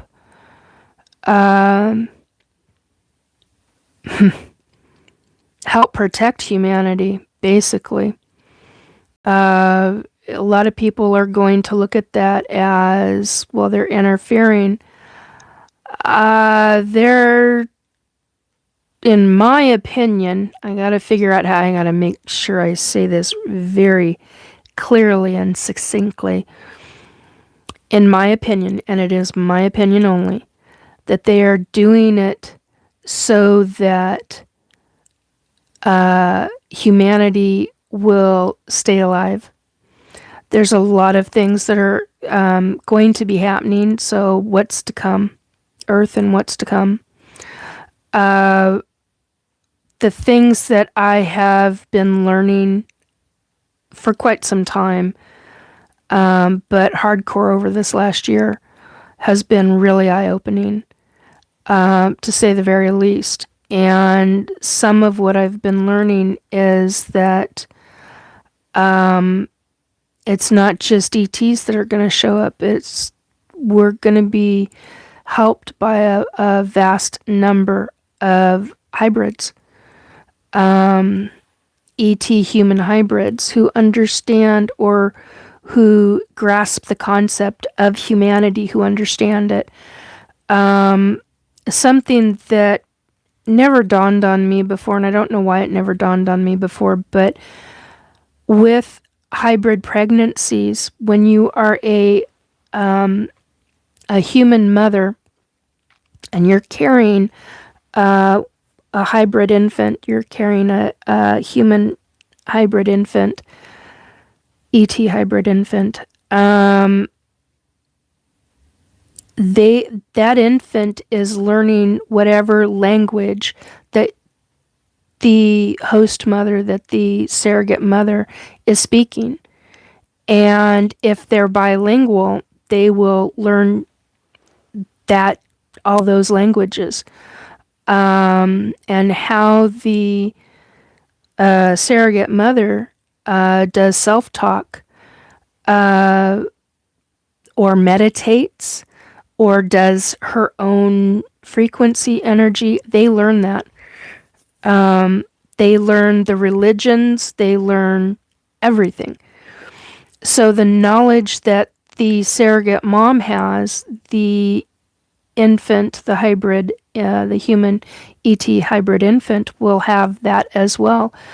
So that once they are removed and then put into their gestational containers, which are then watched over by ET clone nursemaids. That's been my experience. That's what I've witnessed repeatedly. I'm 57 years old, and that's what I've seen my entire life. I've been a surrogate mom from the time I was 13 years old. Let me tell you, I'm not happy at that age, about that age issue. I'm very not okay with that age issue, but it actually explains a lot in my life. A lot of the different medical things that have happened in my life. And so, based on what I understand now, the hybrids will be coming to help humanity. Now, how that's going to happen, I don't have a clue. I don't have an understanding of that, at least not yet. Okay, that's interesting. I just got told I went offline and came back on. So, I don't have that exact understanding as of yet. Maybe in the next year I will. People are talking about November, December of 2026 when all the ETs show up. That's not what I know. What I know is it's going to be a hell of a lot sooner than that. I'm not going to give a timeline. I'm not going to make that public, because once I make that public, government then knows about it, and there's no way in hell I'm giving that up. No way. I'm already targeted. Fuck them. I have great issues with that. So I'm not giving them opportunity jack shit for that one. So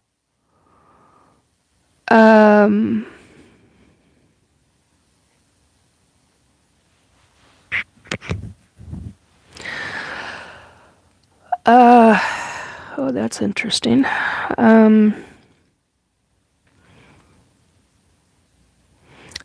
George O'Grady is asking, is UFO same as spirit in a way? No, absolutely not. Not at all, Gus. George, sorry. Not at all. They're not the same at all.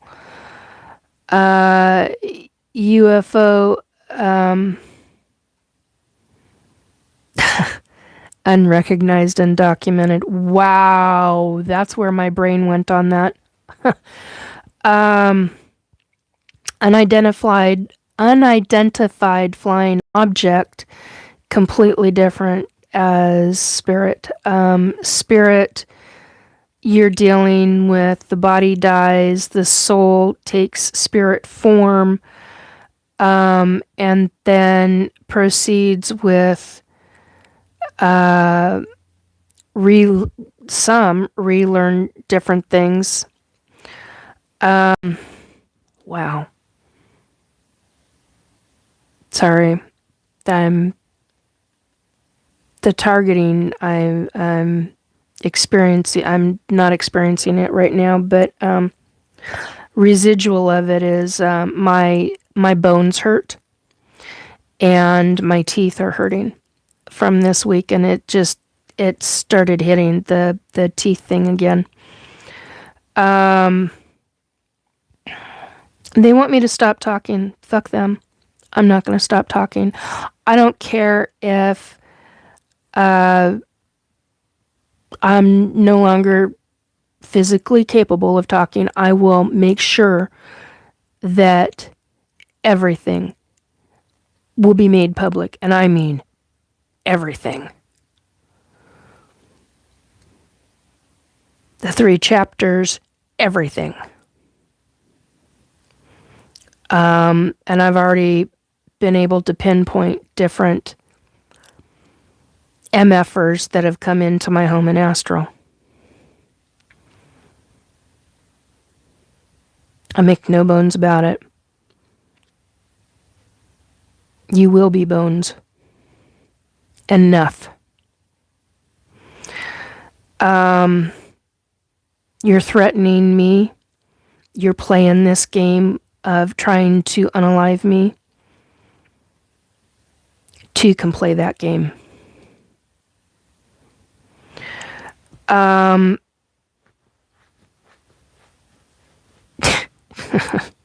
don't need to be physical about it. Anyway,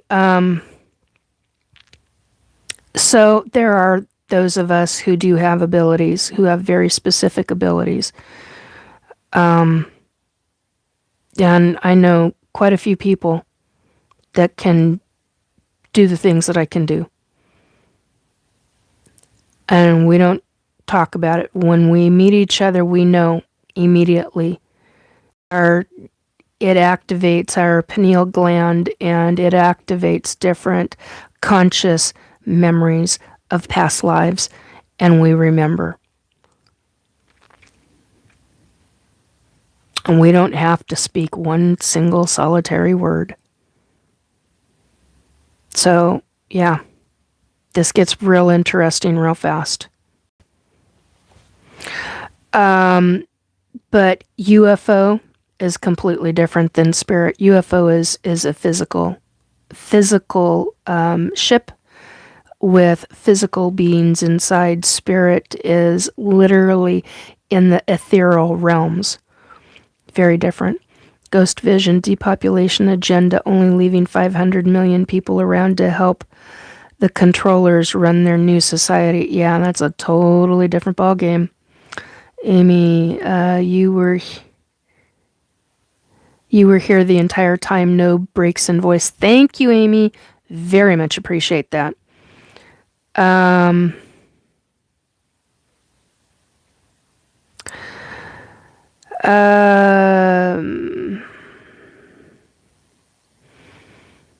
Null owl.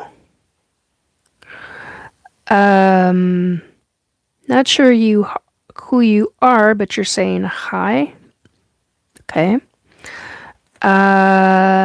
Ghost vision is okay.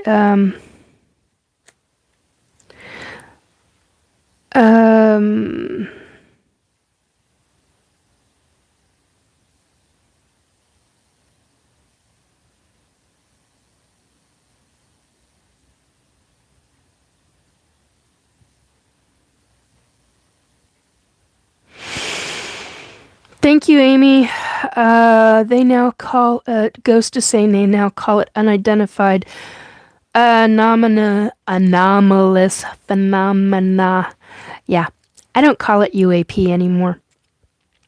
I find that term really offensive, and they're doing that for militaristic purposes, and that's my personal viewpoint. That's my belief system. I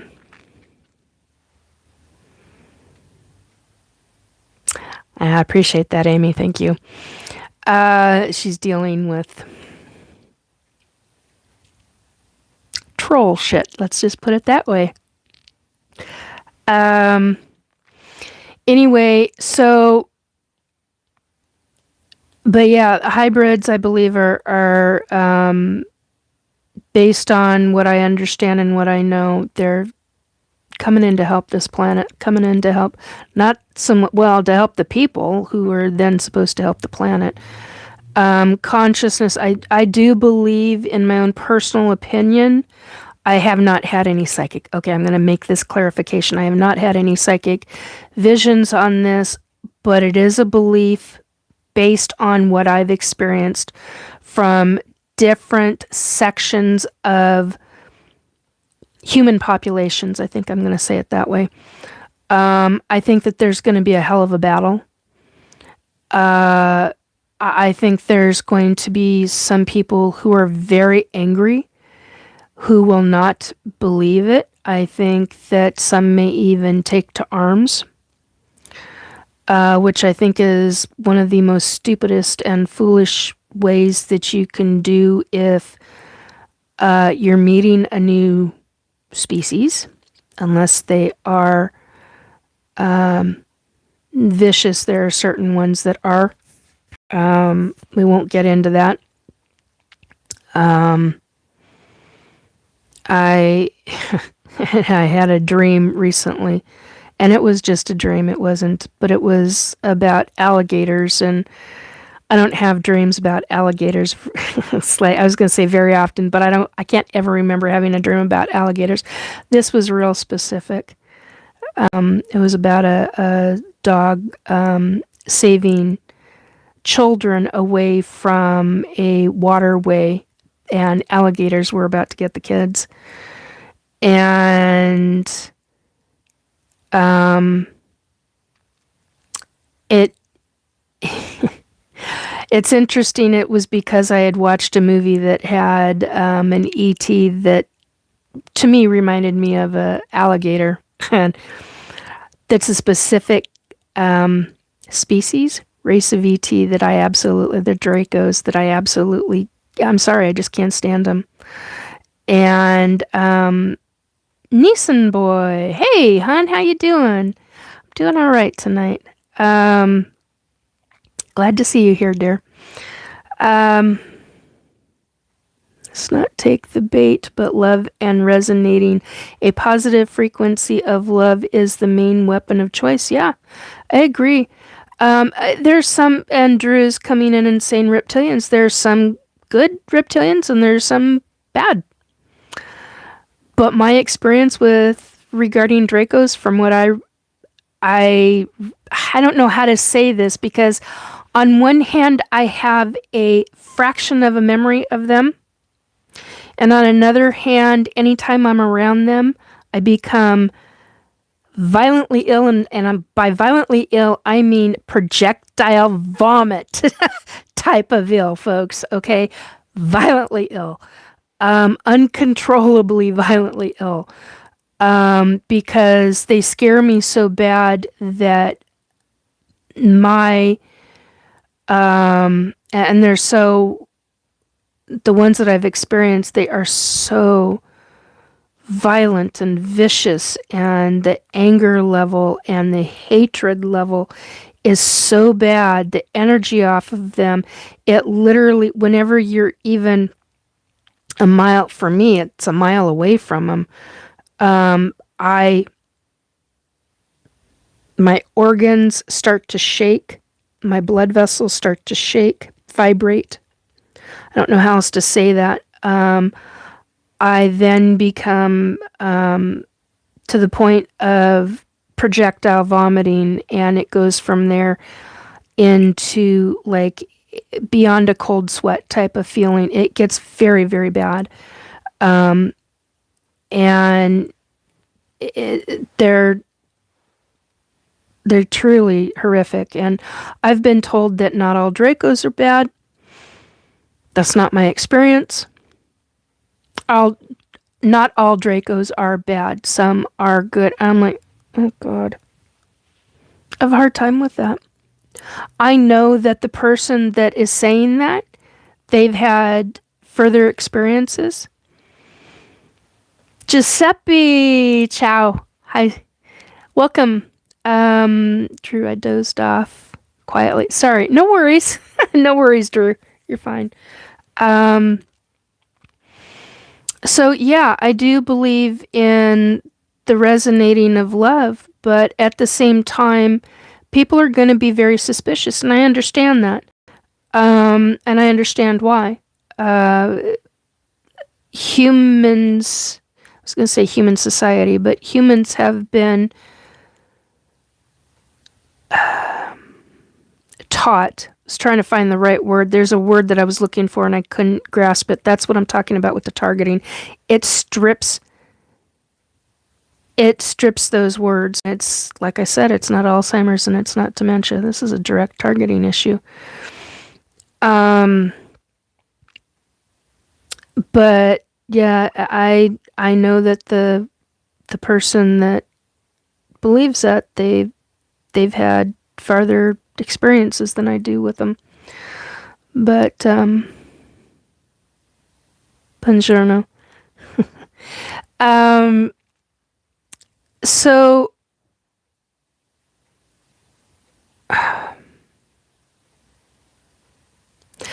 okay. There's very few Italian words. I'm just going to say this. There are very few Italian words that I know. So I'm just giving you a heads up, Giuseppe. I can't speak them, so please don't.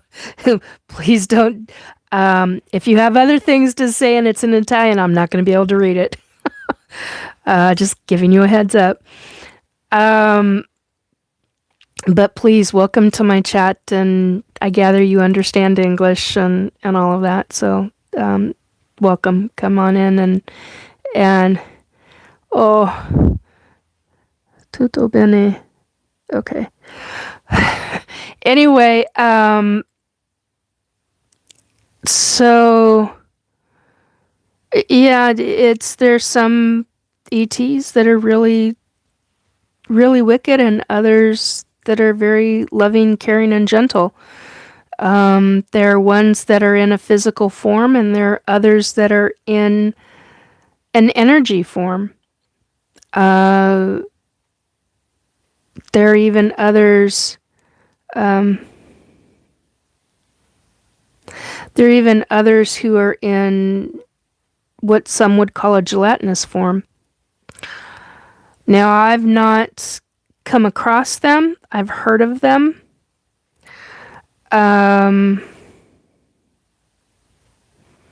Really rather fascinating, but yeah, according to what I know and understand, hybrids are going to be helping humans.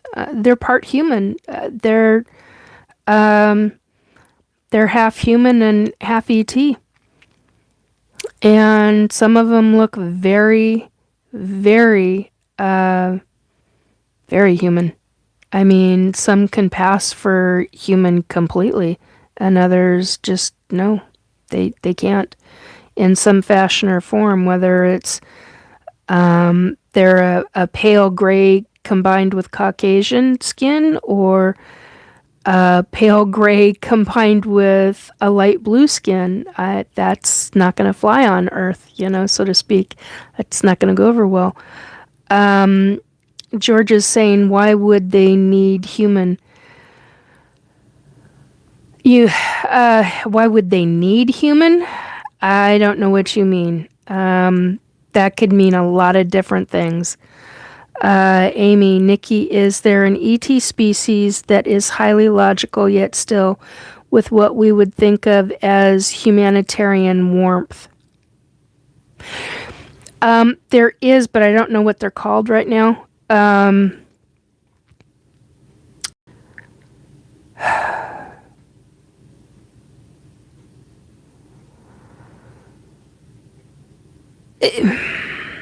I want to say Siren, but I don't think that that's exactly correct. I think they might be a form of Siren. But yeah, the Laborans can be. I know that. Paladonians. Okay, there are only very few specific species. Let's try this again. There are only very few ET species names that I remember and know. Very few. But there are vast species and races of ET that I have seen. So it makes it very difficult for me to answer that question.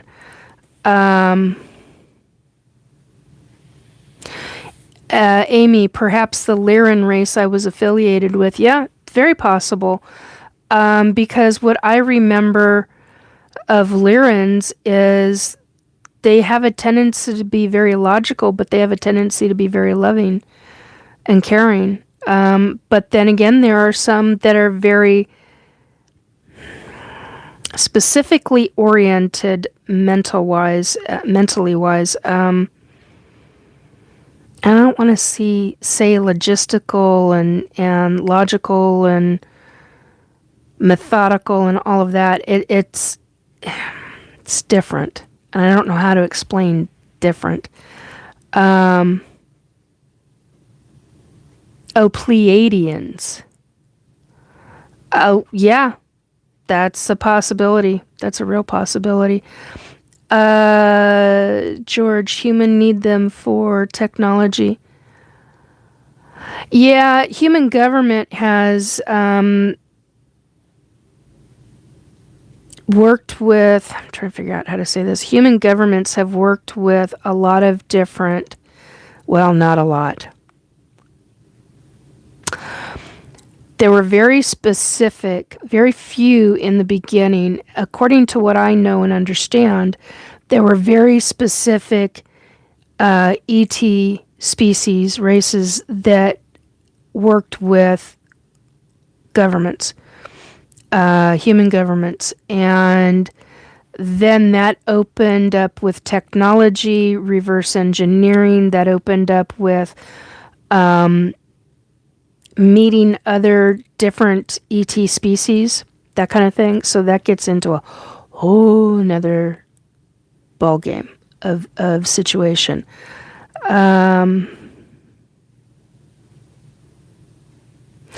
Amy says bureaucratic cats that are long-winded and pedantic. Pedantic. I think I'm saying that correctly. Anyway, I'm sorry. I'm starting to get a little on the tired side, and that's unusual since I had a nap. I shouldn't be getting tired at this point. That's who I encountered. Yeah, I've encountered a lot of different species of ET, races of ET. There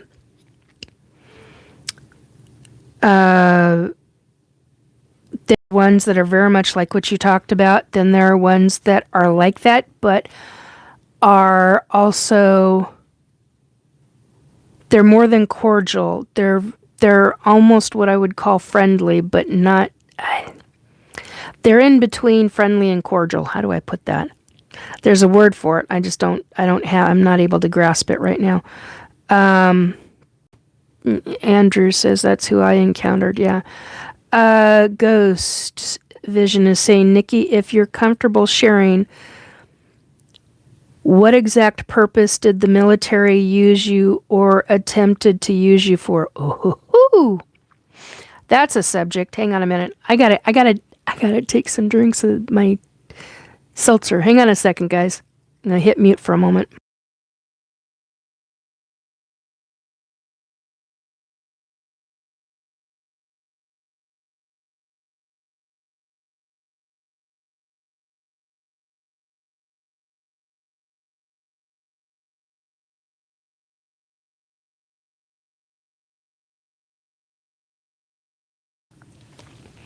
Okay, here we go. That's a loaded question. That's a major loaded question. Oh my god. Significant loaded question. Um, Steph Squires. Oh, I remember you from last time. Okay. Hi, beautiful, and we're not going into the rest of that. Okay. They may look human, but they're not really. Amy, I'll be the first to be an example. All caps for Nikki, for things for Nikki to read. Yeah. All caps for questions. That might be, that might be better because otherwise I'm squinting and I forget that I squint. Nissan boy. R-E-T, Christian, right? I'm learning. I think it's Christian. Are ETs religious or do they believe in a higher power? Some are, some aren't. Okay, yes, good job. Hey, I remembered. Took me a little bit, but I remembered. Okay, Ghost Vision, I'll get back to your question in just a minute. Christian, there are some that are religious, yes. Some believe in. Sorry, my hands are starting to itch. Come on, you silly cream. Okay, this is what I'm using. Magnesium lotion. There you go. All right. Yeah, no worries. Do your thing. Okay. You answered your own question. Some are, some aren't, just like people. Yeah, very much so. That was from Amy. And I agree with that. There are some ETs that believe in Jesus. They believe in God. They believe in Source. There are other ETs who absolutely do not believe in Jesus, do not believe in Source, and they believe in their own gods or deities or what have. Oh my god, here we go again. Hang on a second. Sorry folks. Anyway, and that gets into why some of them don't abduct when they hear the word Jesus' name or God's name.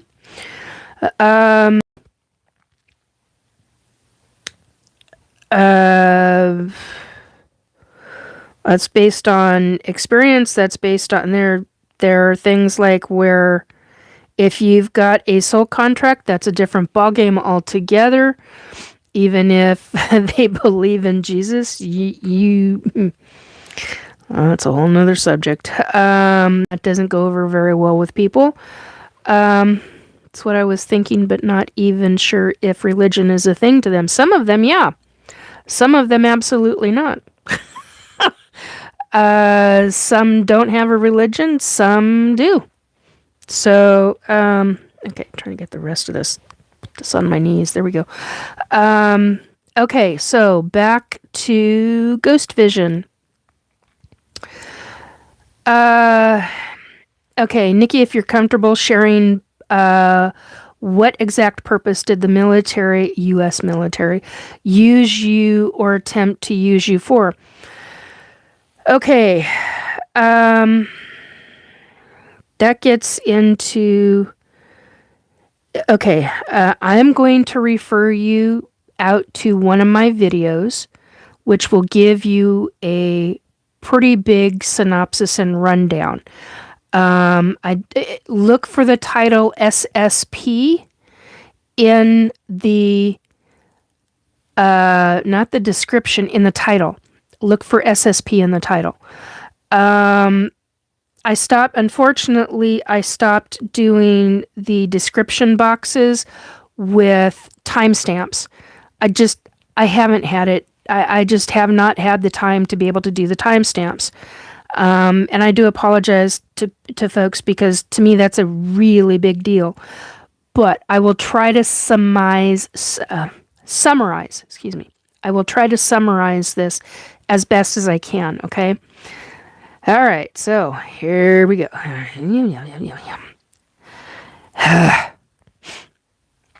Okay, so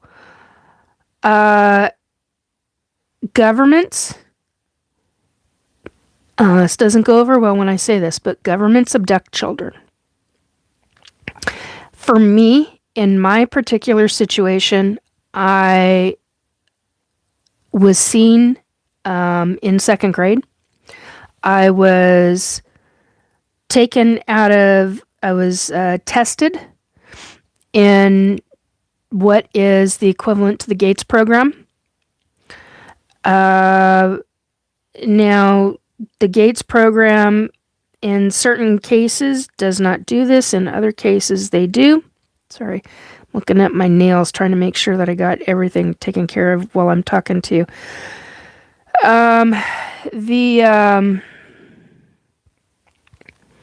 They do the testing. They figure out, is this person usable for us? Are they not? And they're government agents. They are outright government agents. Are all of them? No, I don't believe all of the Gates program are all government agents, but some of them were. And so I'm 57. My experience was in the 1970s. Okay. I was given a drug. It was scopolamine. That's how I call it. And taken out of the school, taken to a military base, to a very specific underground section of that base, very deep underground section of that base. And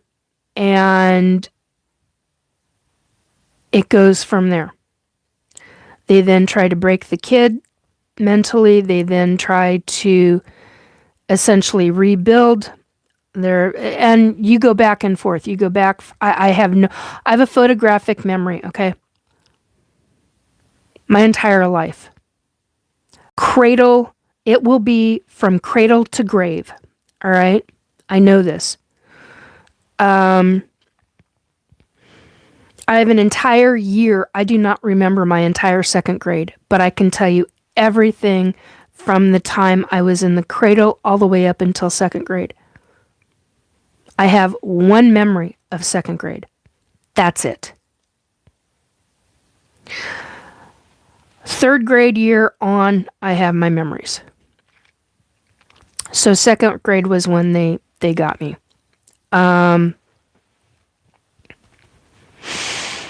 The testing is not authorized. They don't, in the 1970s, they didn't have to authorize shit. And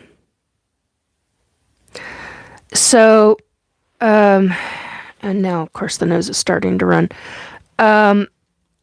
So basically, what ended up taking place is that, you go in for educational testing. And yeah, that gets into a whole nother ballgame. Yeah, 1970s, they didn't have to have parents' permission. I know my mom didn't know about it. She was like, what the hell? The hell are you talking about? I didn't know about that. So, sorry. Anyway, so basically, you go from situations of that to where, and now I've not done any, now here's to answer, Ghost Vision, to answer the rest of your question. Oh, but why you? Yeah. That comes out in the testing. I really hope that's not falling apart. Yes, you are falling apart. That comes out in the testing as to why that particular kid wasn't just me. There's thousands of kids that this has happened to. I'm not talking hundreds. We're talking thousands of kids, okay? They then, if I remember correctly, at a certain age, they have you sign a contract. You're under the age of 18. They don't give two shits. They make you sign a contract. And you are used. You are used and you are freaking abused. So you go from, I have memories. Okay, I've not done any hypnosis regression sessions. These are all my memories. And it all really started kicking off in 2018. And after then, it's been kind of like Nightmare City in some ways. And in other ways, it's been because I've been breaking through a lot of the things that they've done to me to force the human mind to forget. Like the fact that in SSP on ET ships, they are reverse engineered. They're human made ships with global government operatives on it. We're talking military men and women. Vast different. I've seen so many different freaking military uniforms on government uniforms on that ship. Walking, talking with ETs that are 8 and 9 feet tall. Some are 7 feet tall, but most of them were 8 and 9 feet tall. Aggressive little bastards. The females, not so much, but they tried to give the humans be very careful because they can literally rip your head off and they would think nothing of it. And when you're told that by a female, what looks like a unusual reptilian that's not really a reptilian, but you don't know what to call them, because I don't have memory of what the hell they're called. I just know exactly what they look like. I've tried to describe them. I've tried to draw them. My drawings suck shit big time. What did they want us used for? All different kinds of military, all different kinds of military operations. I became a pilot. I've had my entire life, I never understood why I was fascinated with the Olympia, oh my God. Combination of targeting and dyslexia. This is the kind of shit I fucking hate. Pardon my language. Olympic games where you have the luge, the sleds, with skulls. It's all luge. It's all. I have physical body memories of doing that, and I have never understood my entire life. Wasn't until 2019, 2020 that I started making the realizations. Not just real. I started putting things together, and oh my God. I mean, you talk about being woken up. Oh God, nose is driving me nuts. Sorry. You talk about being woken up. That is a big frickin' wake up. When you start having actual childhood memories of being in a device of it's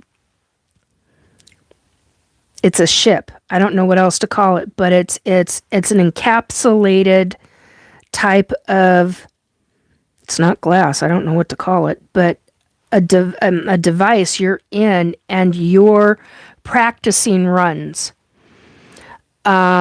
Because I had 2 officers when I was 8 years old yelling and screaming at each other and screaming at me while I'm on my knees on the floor, basically rocking back and forth because they're yelling and screaming at me, and they're one's yelling at the other, yelling at me and then yelling at the other officer that they couldn't break me, and the other officer is then telling him, well, then we'll turn her into a pilot. So I became a pilot for SSP.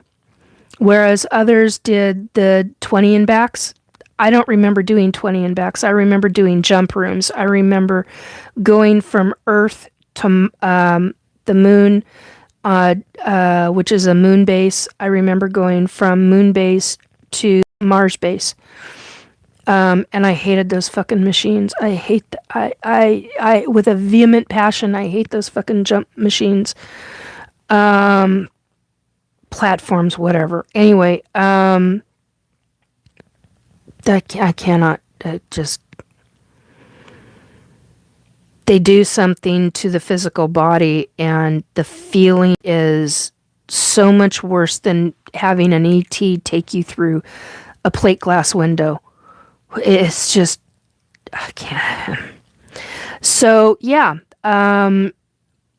that's it. Did children have a doorway of sort to communicate with these ETs? You were told not to talk to them. When you're in SSP, you are told to keep your mouth shut. The other thing is that what I didn't realize until the last year and a half, is that you are trained very specifically you can remember, you are not allowed to remember faces. You can remember the head shape. You can remember the ears, but you are not allowed to remember, oh God, hang on a second. This much of the face. You are not allowed to remember the face. You can remember the ears, the head, the neck, if they have a neck, the shoulders, all of it. The rest of the body, whether they have a tail, no tail, you can describe all of that, but you are not allowed to remember the face. And so the faces were almost always blank. And when I made a breakthrough of that memory, that's that's actually what happened with the officers. There are 3 officers that I had a how do you say this? I had a bit of a floodgate of memory happen, where I remembered 3 very specific military officers. And the first memory of one is, one of my first memories was standing in a row with other, and we all had rank. I'm not a military person. Why would I be given a rank? Well, it's part of global government officers. It's part of global government and ET controlling this planet. And oh my God, there's so many different things that go with it. But yeah, you can have this happen and not even be aware. It's in your training. It's how they screw with the brain, in control of the brain. It's also how, in the last few years, I've found out, specifically when I had 2 ET, I'll talk about this last week, when I had 2 ET standing over me. They were 7-foot tall grays, standing over me, and they did a device on my forehead. And they can literally leave your body in your bed, wherever you're at, and the device, you can go through your entire day on this planet and not even know that you're wearing an ET device on your forehead, because it's not in our form of reality. It's in a different, I don't want to call it a dimension, but it's in a different energy frequency to where it cannot be seen by humans. And you talk about getting into some very serious effed up stuff. That's it. I had a really hard time with this. I had a really, really, really hard time with this.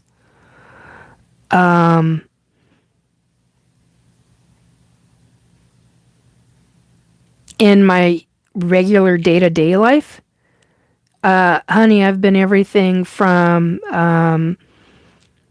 an advocate, oddly enough, for women and children. I was very protective of kids. All my life, I've been very protective of kids. Now I understand why. I've been into very specific things, very security conscious. I've always had my head on a swivel. And I was, all my life, I was that way. And I always chalked it up to, well, that's just because of what I experienced in my regular life. Well, no. It comes from, it's a direct correlation to what has happened to me, both in this physical body, but also I've got 3 clone bodies. Let me tell you, when you wake up in your clone body, that's a whole nother subject. You're very disoriented within the first few seconds. And then you realize, oh, this again. And then you're being given orders, or you're meeting somebody who's literally just standing there, waking up in their clone body. There are people that I can identify now that I didn't understand why I recognized different people, why their energies felt very familiar to me. Well, hello, they were in SSP with me. I just realized how loud I got when I said that and trying to find. Okay, so anyway, so yeah, it gets very convoluted. Again, convoluted. What else do you say? This is really out there. It's really out in the woo-woo factor. It's done specifically so that you're going to sound like you're batshit balls out crazy. And, I've been told flat out, you've gone too far into this. And I'm like, by people. And I'm like, I get where they're coming from, and I can see why. I can see why. So I was a photographer, semi-pro, and that's what I went to college for.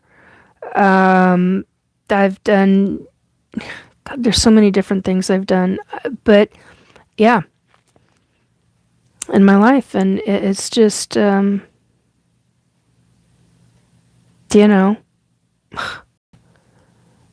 it's what it is, and people have a hard time with these subjects, and most of the ones who follow are either they're experiencers of the same thing in one fashion or form, or they've been on paranormal teams with me and they know my abilities and know what the hell I can do. It's only in the last, since 2018, that everything, it's all starting to make sense to me now. I understand things so much better. I'm still learning. I'm still experiencing. I have a lot of anger for the targeting, the people that are doing the targeting.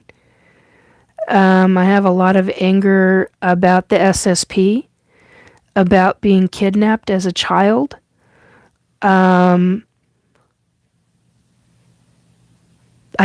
Sorry, we just hit emotion. Take great issue with that. I work on my anger. I try to.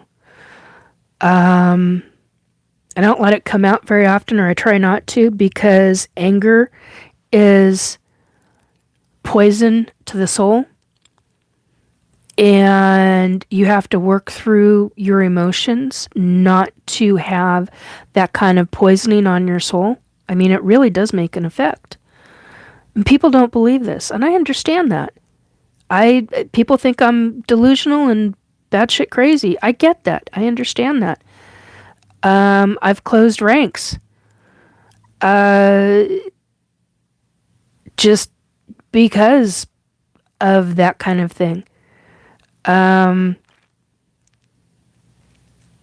still a hardcore prayer warrior when there's a need for it. I'm still very much the Christian, but I got a hell of a mouth on me. I mean, hello. I'm dropping F-bombs left and right, and which I shouldn't be, and I get that. That's part of my anger level. I get that too. I get the psychology of this, and I get that I need counseling. Who the hell do you turn to for quality counseling regarding this subject? People do not want to deal with this because they will consider you batshit crazy. They will consider you schizophrenic, and you're not. You've experienced something truly horrific. And what do? I've had counseling. Thank God I had counseling in the 1990s. That's 30 some years ago. But thank God I had it because I had a specific kind of counseling that taught me skills to handle a lot of shit, and thank God for that. Do I need more new skills? Yes, I do. Do I agree that I need more new skills? Yes, I most certainly frickin' do. Do I have the money for that? No. Do I have the insurance that would cover that? No. That's a different ballgame. I would love to see this planet deal with proper counseling, and I'm talking about specific kind of counseling for those victims and survivors of SSP and of ET abductions. I would love to see something like that. Do I want to become a counselor? Fuck, no. Nope. I've had enough experiences in my life. I hear enough other people's experiences already. I don't want to hear more. Nope. I mean, yes, I will be glad, and I am open to having open conversations on this channel and on other people's channels. And I'm known now. I mean, people know me. That's fine. That doesn't bother me. But I'm here to tell you, the anger is the issue for me right now, and I get that. I do not allow that anger out. No. The only time I need to make a clarification. I have not read chat, so I know that there's things in chat right now. I know that there are times, starting to run again. There are times when my anger will pop out, and that is because I will get a government agent in astral invading my home. That's when my anger comes out. They don't enter my home. I don't have that anger because they are checking on me and doing and I'm like, son of a bitch. They could be here 1 to 5 times a night sometimes. Good night, Nikki. We appreciate you. Thank you. I appreciate that. I did catch that. Voice for the voiceless says hi. Hello. Glad to see you back. Okay, so did you always feel or know? Okay, let me answer that one. Let me see if I can get. Did that one. Ghost vision. Did you always feel special or know deep down that you were different compared to most people since your childhood experience? What I knew I was different.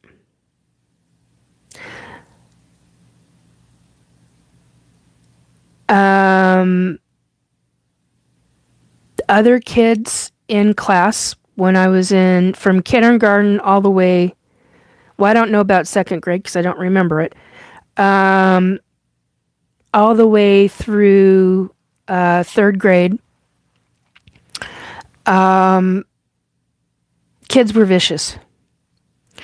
And I was called retard and stupid and dumb fuck and all sorts of names from not only the students, but even some of the teachers. Remember, that's the 1970s.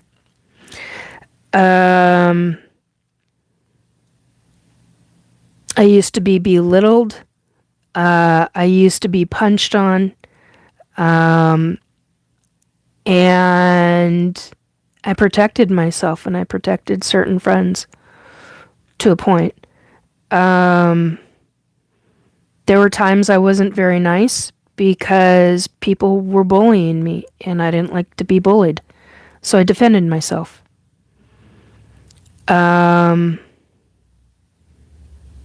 There was a time when my anger, when I was 8 years old, I think I was 8 years old at the time, got me into some very serious trouble. Because of a girlfriend of mine, and I couldn't control my anger, and that was when when you think about it as an adult, you look back on it and you're like, holy shit, that was a major red flag. My mom tried to get me into counseling, and all I would draw, they were like, well, drawing is the way to, we'll find everything out in her drawing. Houses and suns and trees and puppy dogs and flowers. That's all I wanted to draw. Well, that's what I wanted to draw because that's what I wanted to live. They couldn't get anything out of me. Well, by that point, I had already been trained. Well trained and versed. And hypnotized and all sorts of shit done to me. So they weren't getting it out of me. Hell, it's another example. You talk, you die. So, yeah. And I know you don't know my story, but you go back in and you start watching some of my broadcasts, you will, some of the episodes I've done, you will find out just what I've been through. It's been a lot. And I think in the grand scheme of things, I've come through it pretty damn frickin' well, considering it all. Even though there are people that I've got in my life right now that don't believe me. And I'm at a state where I'm like, I don't give two shits what people think of me anymore. I really don't. I've learned not to because it's their opinion. It's not mine. And they haven't had to live it or experience it. Only somebody who has lived what I have been through knows exactly what it feels like. But for their example, their experiences, they know what that feels like, and it's not fun. And there are some of us who haven't lived through it. And that's a whole nother subject. That's when the emotion hits. Did you always feel special? Know deep down that you were different compared to most people since your childhood experience.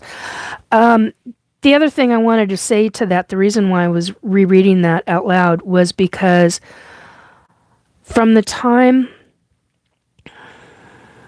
I was about 5 or 6 years old, I have always been told, entire life. Oh God, hang on. No, I hit a button. Nope, wrong button.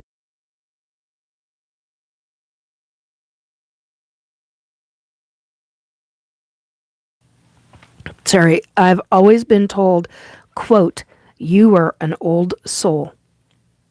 Oh, what does a 5, 6-year-old understand of that? Oh, here we go again. Okay, it was a throat thing, not a burp. What does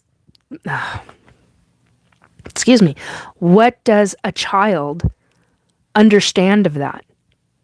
When you have adults who are in their 30s telling a 6-year-old, oh my God, you're an old soul. It looks like you looking right through me when you look at me. A 30-year-old is telling a 6-year-old that? So, yeah, I've had that my entire life. I've heard it every year my entire, and I'm not joking when I say I've heard it every year my entire life. I've heard it every year, usually many times a year, in 1 year's time. So I've heard it all my life. Oh my God, I feel like I've known you my entire life. Oh my God, I've only known you for 12 hours. Oh my God, I've only known you for a day. Oh my God, I've only known you for a week. I feel like we're family. I don't mean to, it's just when you hear it so much, at this point, it doesn't even faze me. I get frustrated sometimes, and sometimes it's just like, and they think I'm ingenuous. When I have a response, it's just that I've heard it so much. So what do you do with that? Well, what I've since realized is that a lot of that is past lifetime stuff. It was very past lifetime stuff. And I'm having more memories of past lifetimes. I haven't even begun to talk about some of the past lifetimes I've had. I've talked about quite a few of them, but I haven't talked about a lot of them. That gets into a whole nother ballgame, folks. Whole nother ballgame. I apologize, Ghost Vision. I apologize if I touched on a deep emotion. My intent, a pure and simple curiosity, fascination. I appreciate you and thank you for sharing your story. Hun, you're fine.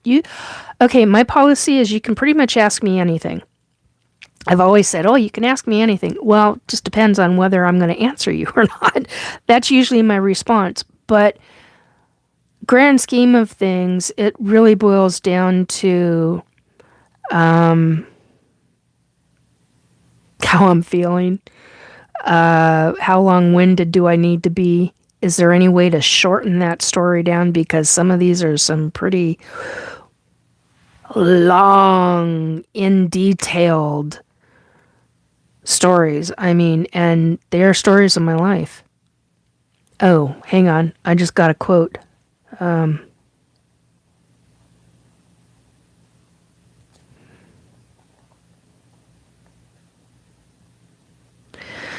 Sometimes when you hit a quote and then you see future experience where that shows up in writing, you better frickin' write it down now. Oh, speaking of which, I didn't write the time down.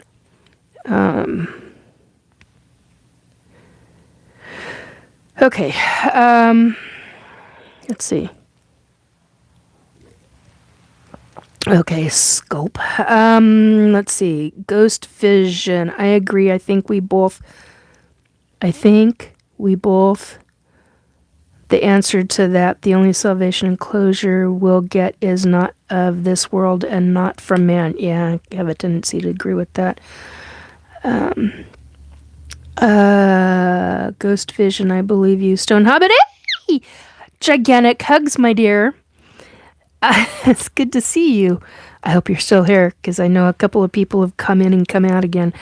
Ghost Vision, well, it's time to let the floodgate open, as you said earlier. Fuck them for those experiences. It's time you reclaim your sovereignty. Yeah, that's what I've been doing. It's been a hell of a process since 2018. It really has been a mind-bending experience. I've had people in the 1990s tell me that I should have come out as a psychic medium. By hell, I mean, when you're told at 8 and 10 years old that you should write a book, and then you really start hearing about it when you're 15, 16, 17 years old, and by the time you're 24, 25 years old and have had a kid, and you're having people tell you, Nikki, you really need to write a book. Well, what the hell would I write a book about? You know, that was my answer to them back then. 616 on the numbers right now. Really, that's a rather fascinating number, actually. Go look it up. Anyway, and I was like, well, I guess, because I was photography back then, I guess my thought was, well, I guess I'll make a photography. What the hell they call it? A sofa book collection, couch book collection, coffee table. No, there we go. Coffee table. Oh my God, I gotta write that down. That's gonna drive me nuts. A coffee table. Because that phrase needs to go into my, speaking of which, writing books. Coffee table photography book. That's what we used to call it back in the 90s. Was a coffee table photography book. And that's what I always said, well, maybe that's what I will publish. That's what I'll have published. And then eventually that became all the rage in the late 90s. Whole nother subject.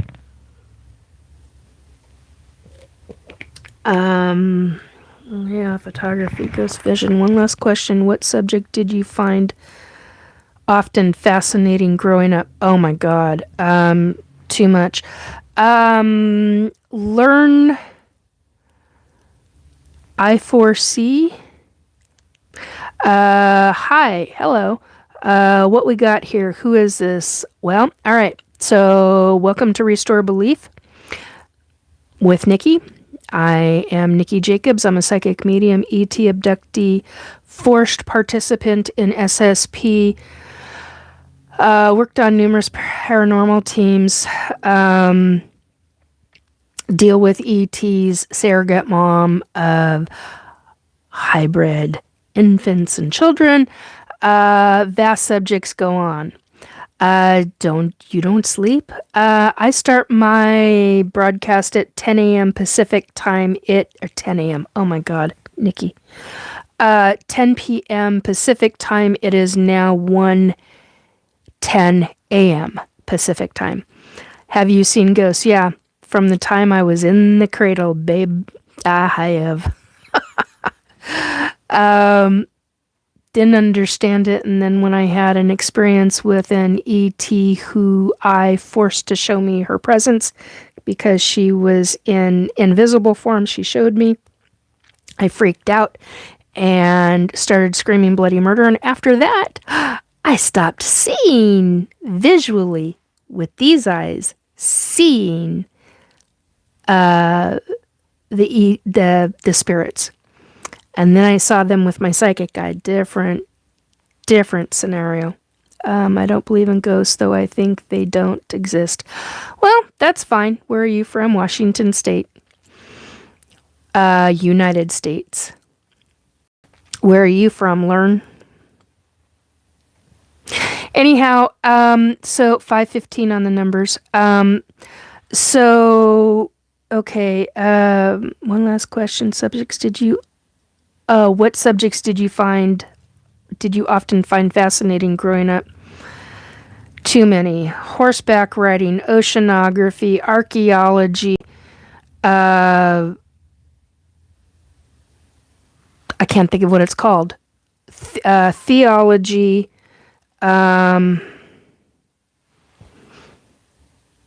it's a form of debate. I don't remember. It's not psychology. Well, yeah, psychology. But that's not what there's a word I'm looking for. Ancient Egypt.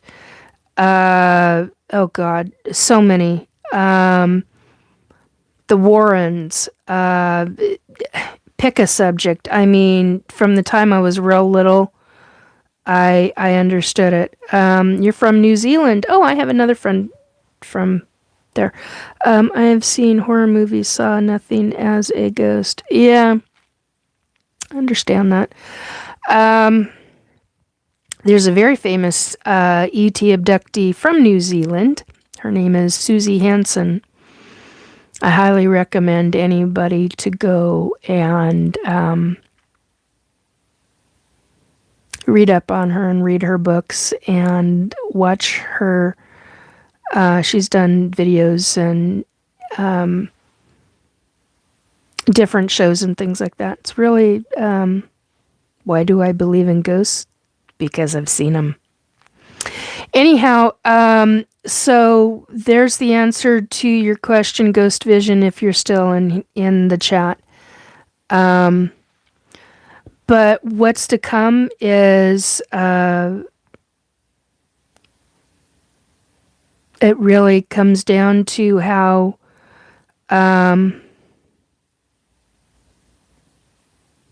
really comes down to a lot of factors as to what's going to be taking place. Were you ever ghost vision? Right on. Were you ever taken on board any extraterrestrial? Oh yeah, my entire life. My first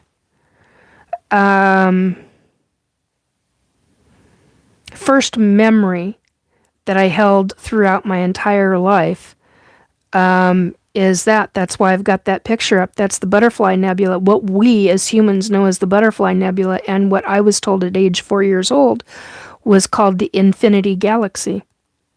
That's what they knew it by. I have a very distinct memory of being on board a ship and seeing Earth from nearly the moon. We were nearly past the moon, and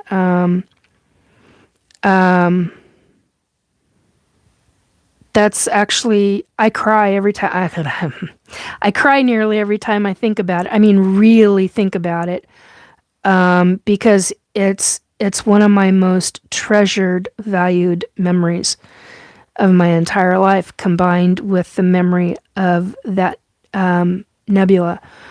It didn't look like that when I saw it, and so yeah, that's what I remember. So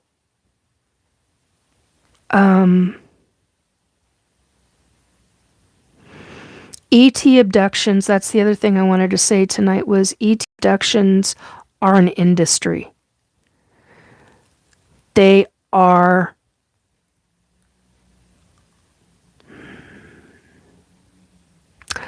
profitable, and I don't mean money-wise. I don't mean financial-wise. But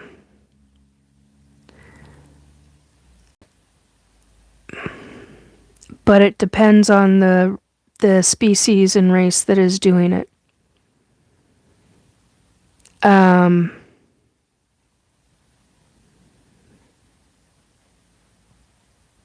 And I've been known to give my life for, and I'm going to just say this, I've been known to give my life for my hybrid children. And I don't care who believes that or who doesn't believe that. I had E.T.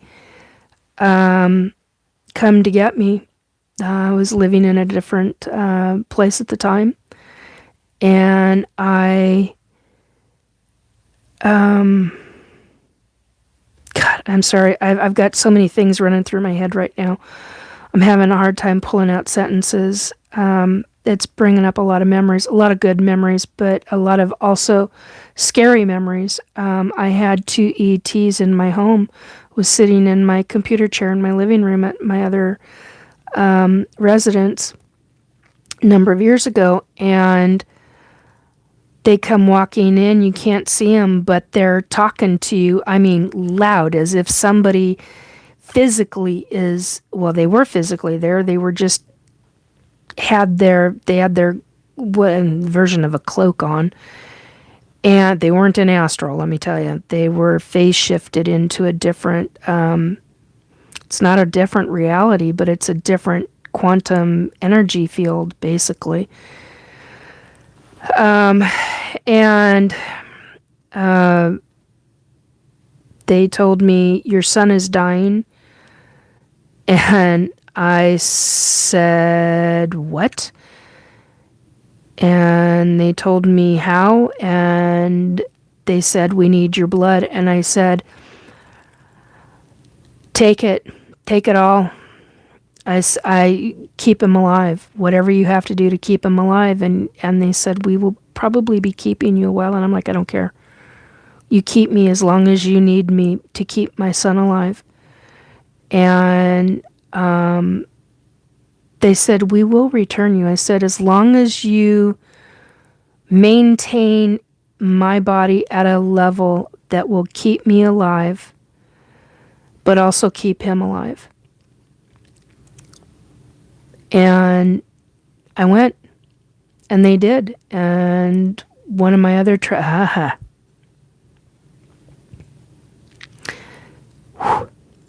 damn. One of my other treasured memories is me being on a table, being connected to my hybrid son, who's vastly taller and bigger than I am. I mean, I know I'm a morbidly obese woman, but my son is like, he wasn't morbidly obese. He was big and tall.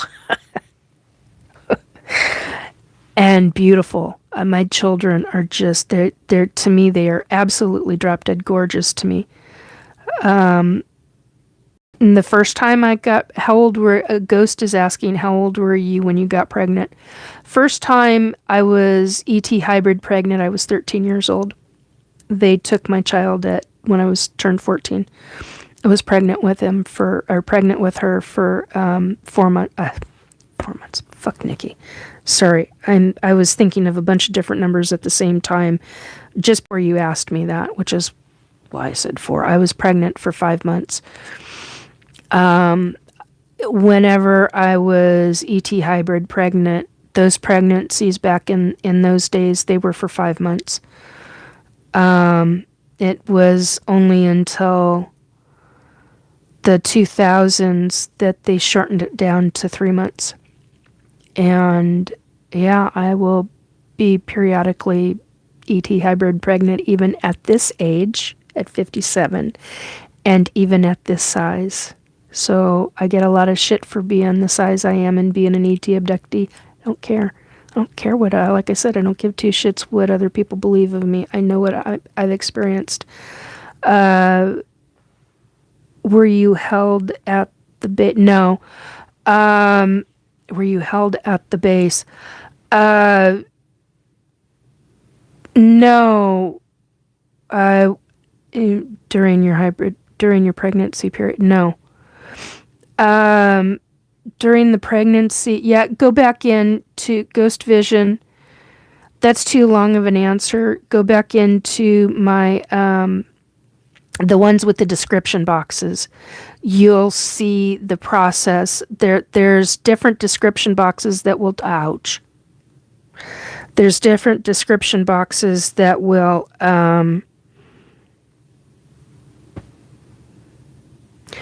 sorry. Somebody just made a comment to me. Anyway. Go into the description boxes where there are description boxes where they give timestamps.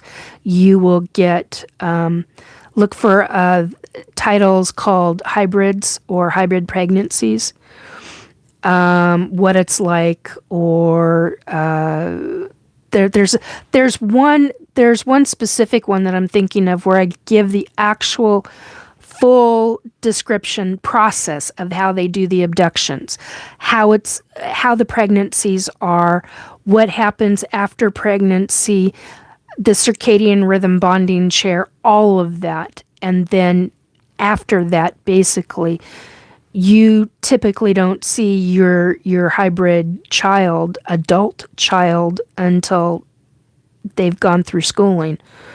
So that, and then sometimes they'll either be back on board ship and they'll get to see you, and you might get to be allowed to remember them, or you may remember all of your experiences. I'm one to where I have,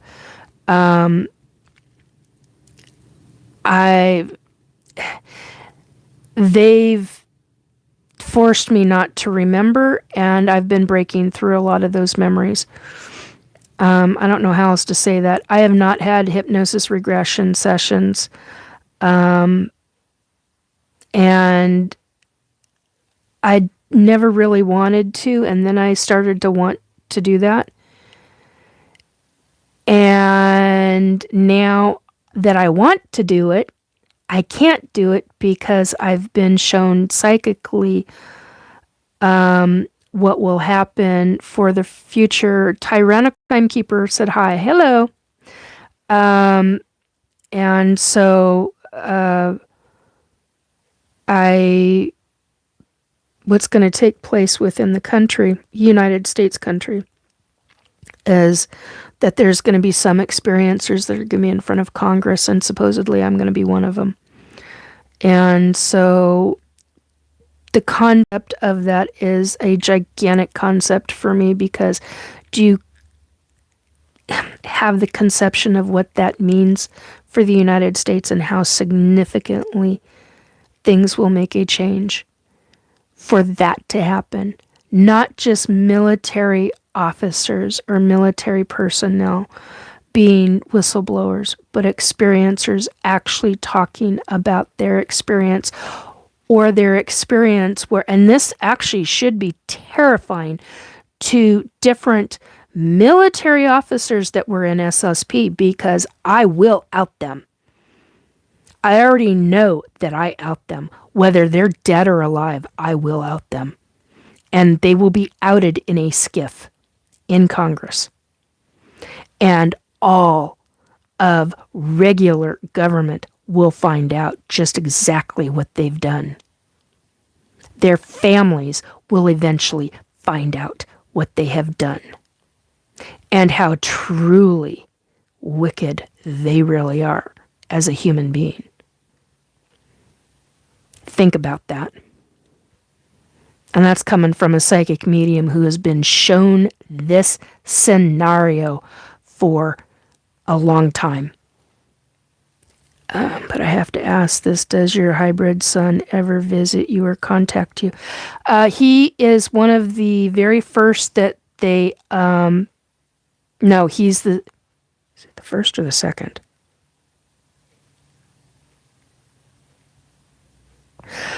That particular son was not allowed to... oh, God. I can't say what I want to say. It's too dangerous. It's too dangerous for my son to say what I want to say. But no, in regard to that, it's too dangerous to his life. There's no, I want to be able to voice it. It's much too dangerous for his life, because I know who he is. I know who his father is.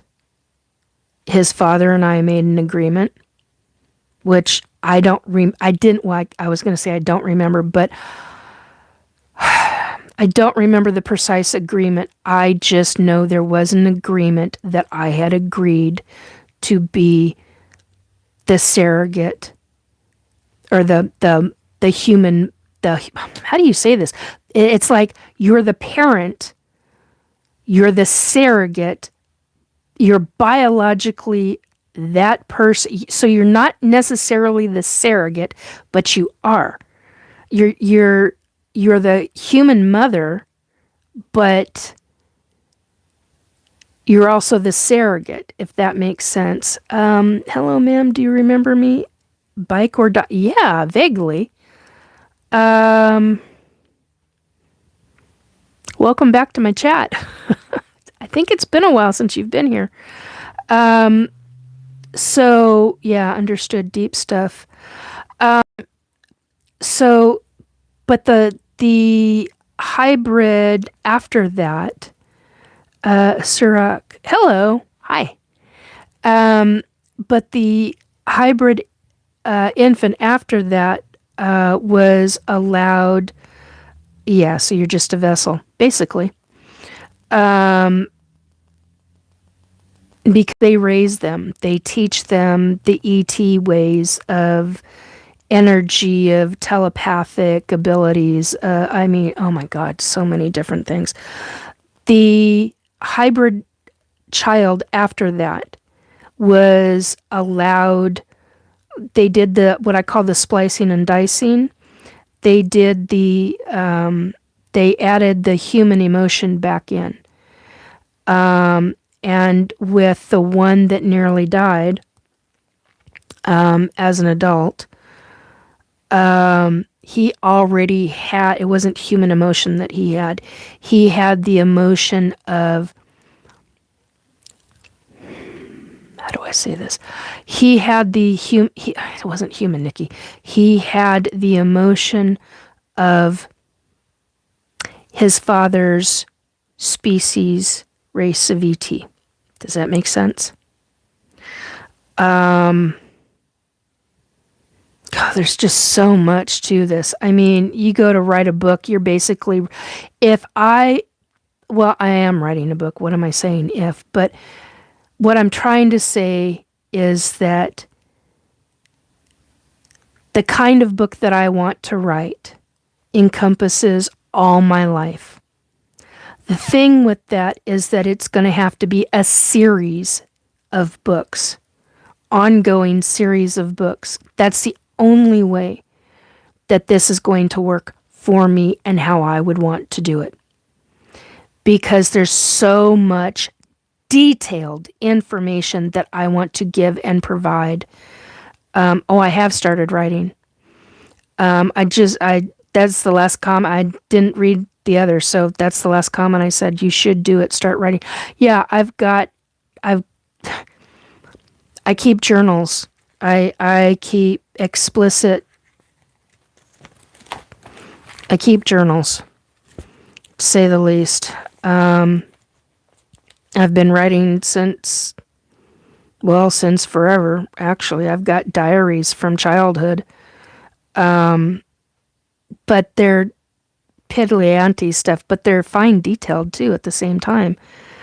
Some of them, I didn't write for weeks at a time, and others I'd write for every day for a few weeks, and then I'd stop again. So, best luck on writing. Thank you. I appreciate that. Ghost Vision says good. Yeah.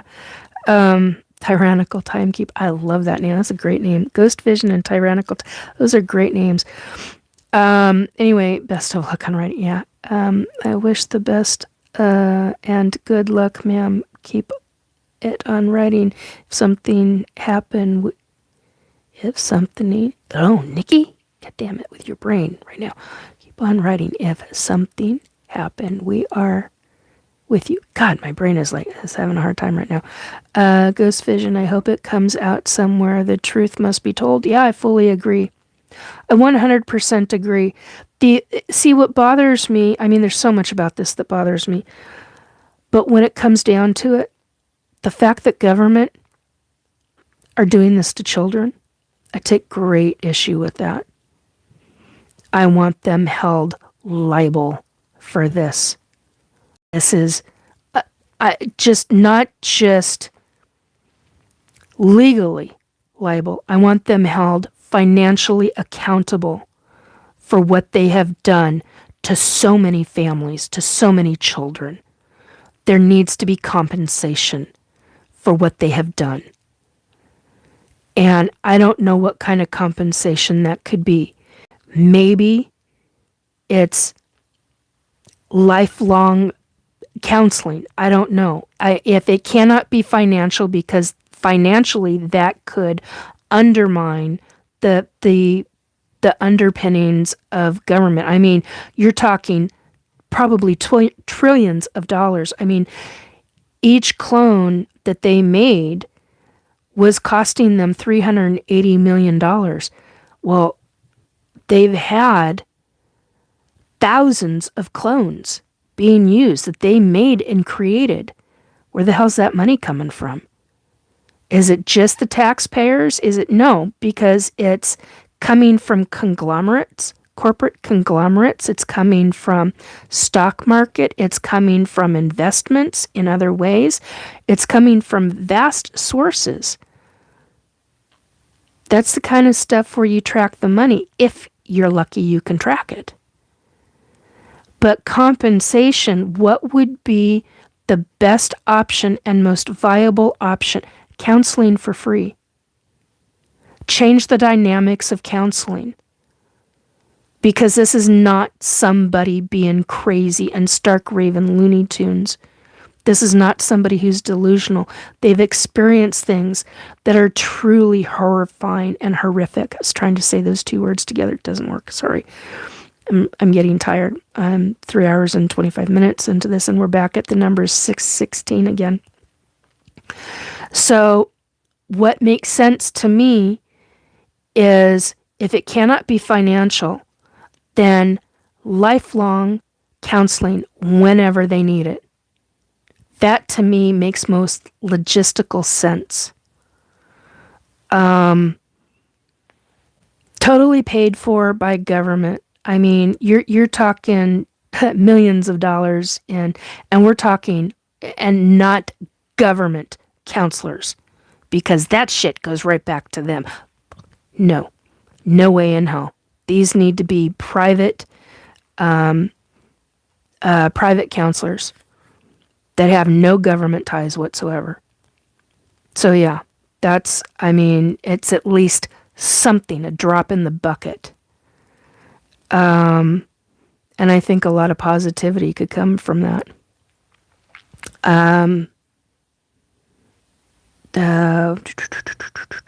Best of luck on writing a wish. Okay, let's see. Comes out somewhere, some truth. Or, no, let's see. Bike or die 10K. Are they other planets that are similar to our... Yes, actually there are. Hang on.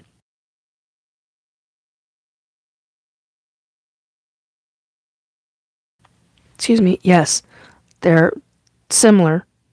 They're...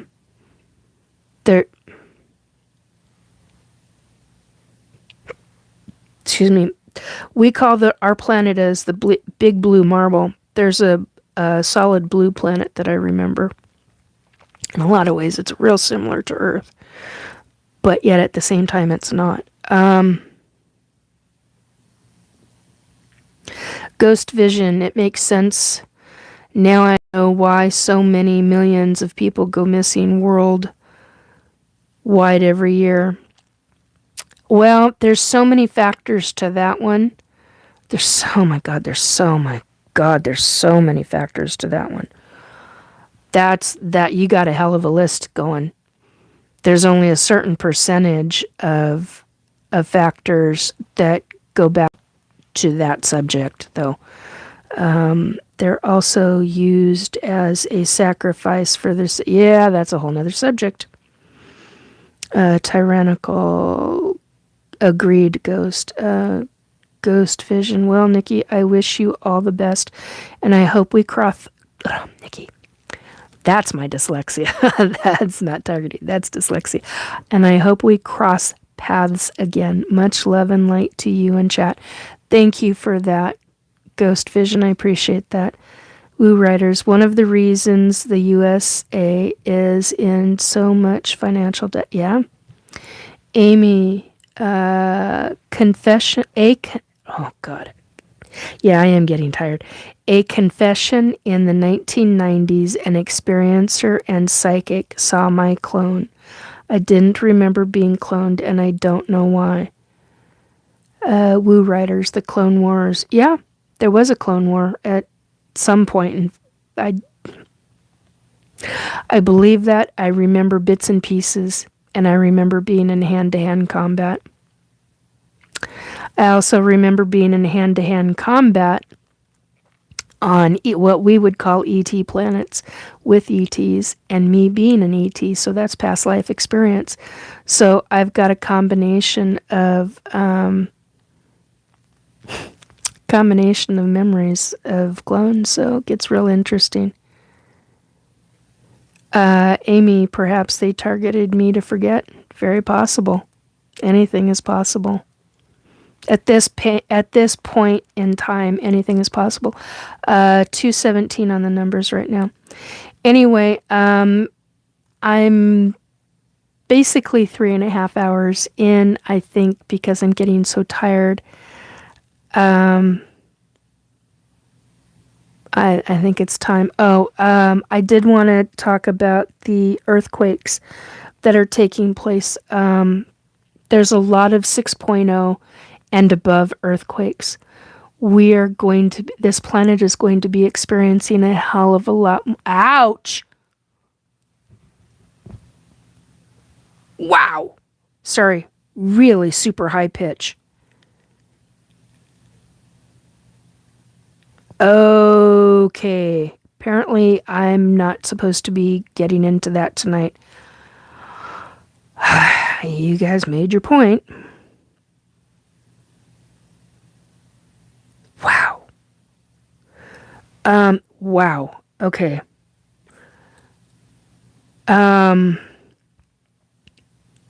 Right ear is hierarchies usually. Both ears is usually frequency weapon. Left ear is my psychic mediumship. Yeah, I wanted to talk. Oh, boy, I don't get hit by this again. That was really painful. So I really, do you need rest? Yeah, I think I do. I think that's probably what's going on. Snowflake YouTube PS5. I love Fortnite. Okay. Hello, Snowflake. Anyway, yeah, the earthquakes are going to become more predominant, and we need to be keeping an eye out for that. And we also need to be watching what's happening with USGS. Just saying.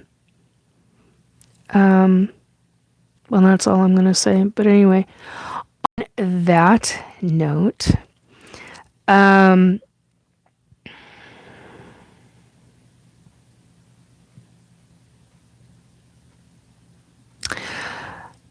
to think if there's anything else. Wow.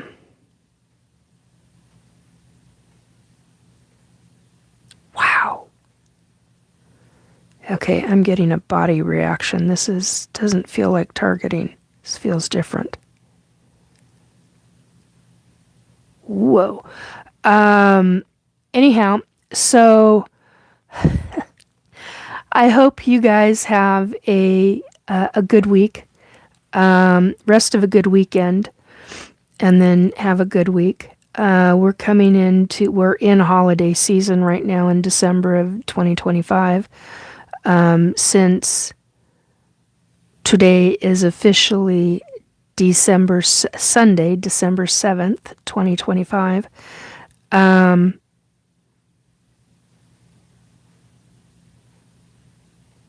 Be watching for things on December 7th and December 15th. I don't know what. I was given those dates just to keep an eye out. Could be anything. No idea right now. And I wish you all peace, love, dare I say it, light. And I hope things go well in your life. Nikki, our TI, targeted individual numbers, about 14 digits long. Oh, God. Probably, with the amount. Wouldn't surprise me. I don't actually know that, but wouldn't surprise me. Anyway, 333 on the numbers and 517 on the other numbers. So anyway, please take very good care. Choose what you do wisely. Take notice of things.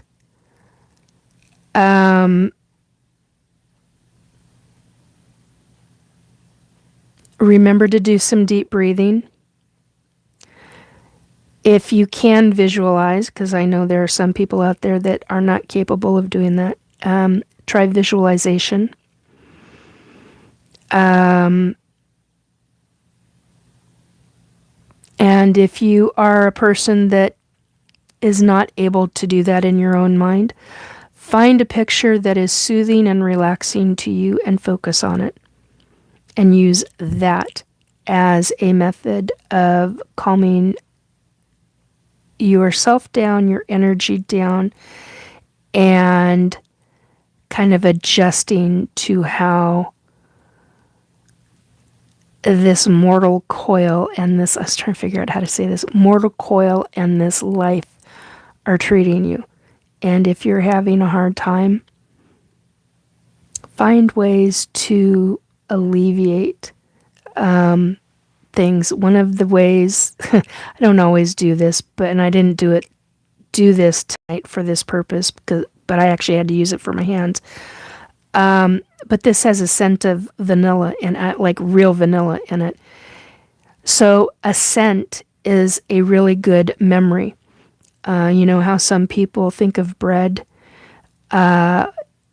you know, as a wonderful memory, or chocolate, or I don't know, hot dogs. I don't know why hot dogs came to my head, but hot dogs, or find, gosh, not mine, but anyway, whoever's it goes to, find scent that works for you, that eases emotion, eases. You don't want disease in your body or in your mind. You want to create positivity. And in order to do that, find things that help release or relieve a little bit of stress and pressure every day. It makes a difference. That's how I've gotten through this. I've found all different kinds of methods and things that I've done. So, and I need to get my whip out again. I haven't gotten the whip out. I was going to get the whip out this week, and I got targeted too much. Excuse me. So, hit my bed. That'll help with some of the anger. Thank you, Ghost Vision. Thank you for the advice, Nikki. Enjoyed my stay. Take care, everyone. Thank you. I appreciate that, Ghost Vision. I do. I take it to heart. I really do. Yeah, I'm going to be up for a few hours. I need to kind of zone out. I need to find a movie and or a kid's show or something, and just go, okay, I could do this. So, anyway, take very good care, folks. Be good to yourself. If you've got a life that is treating you like shit and just hammering the crap out of you, find little moments of joy, whether it's music, or some people like to dance, or, you know, other people can't stand dancing. Some people enjoy gardening, whereas other people hate that kind of thing. They find other things. Do computer stuff if that's what you're into. Find different things that work for you. Create that levity. You've got to have that levity. You got this negative shit going on. You got to bring up the positivity, which is really hard to do. I'm real good at it because I've had a lot of shit in my life. So you got to find a way to balance those scales out, and then to counteract some of it. Make this negativity go down. That's how I've gotten through a lot of my life. And that's why my energy typically stays positive. I have my moments every once in a while, but I think we all do. Yeah, tune in, drop out. Yeah, exactly. It is the little things. I completely agree with that. Looking forward to the future. No one is perfect. Yeah, exactly. No one is perfect. I fully agree with that. There's no such thing as perfection, although people say there is. Well, then, yeah, we're not going there. Yeah, one day at a time, we're all in this together. Yeah, and sometimes for some folks, it's seconds. It's 1 second.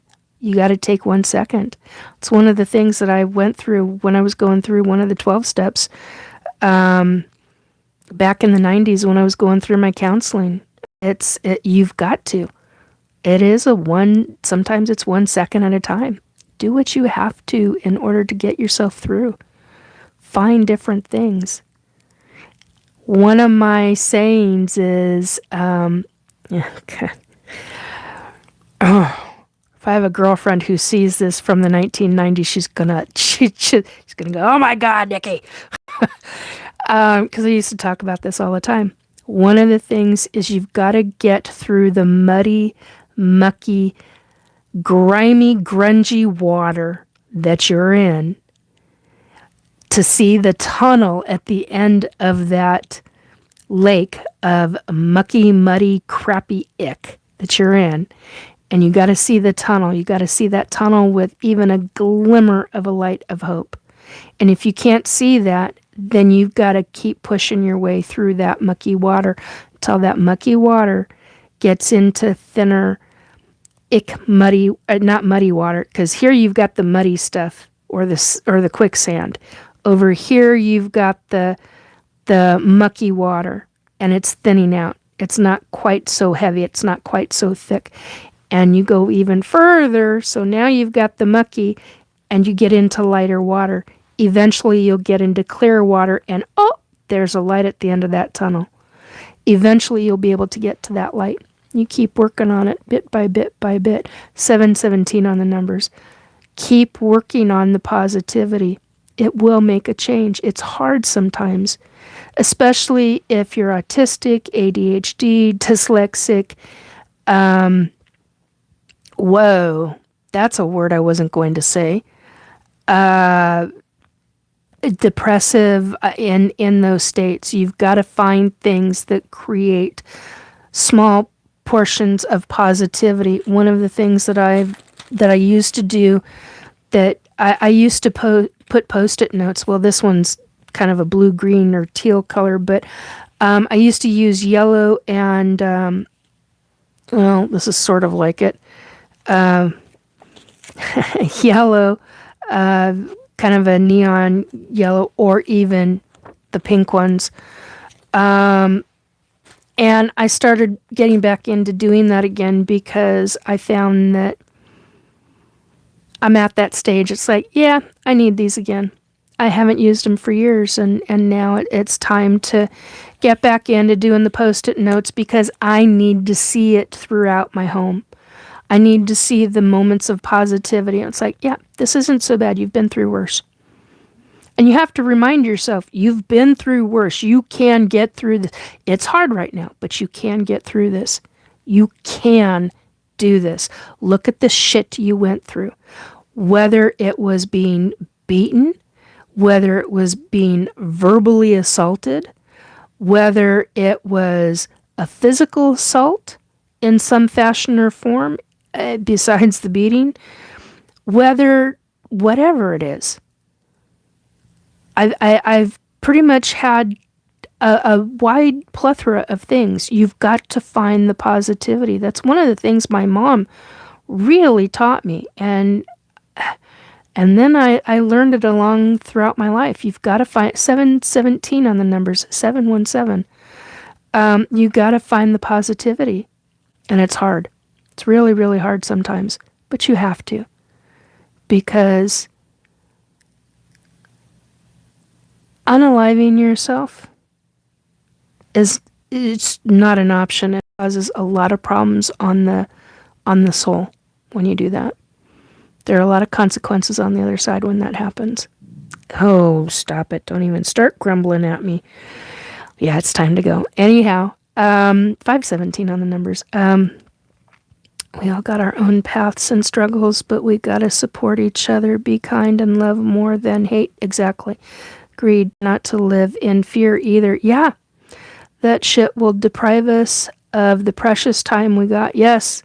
Fear and anger are two things. If you live in fear, it's the same thing as living in anger.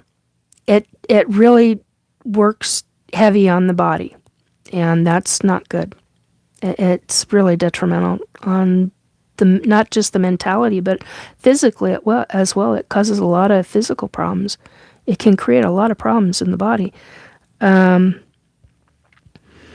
forgive those who done me wrong. It was the hardest thing to do, but it has set me free. Yeah, I'm trying to work on that. That's a hard one. I did that for others, and that was so much easier than dealing with these government asshats, and it's hard. It's really hard, but it's got to be done. Anyhow, at some point, at least that's how I'm looking at it right now, at some point. Anyhow, have a very good rest of your weekend. Have a very good week. I hope and pray you do. Remember to provide a little bit of love for yourself, whatever way that is, and I mean positivity. Anyway, Take very good care, folks. Adios. 3 hours and 45 minutes long. Thank you, Ghost Vision. I appreciate that very, very much. Heartfelt. Take care, everybody. Godspeed. Bye.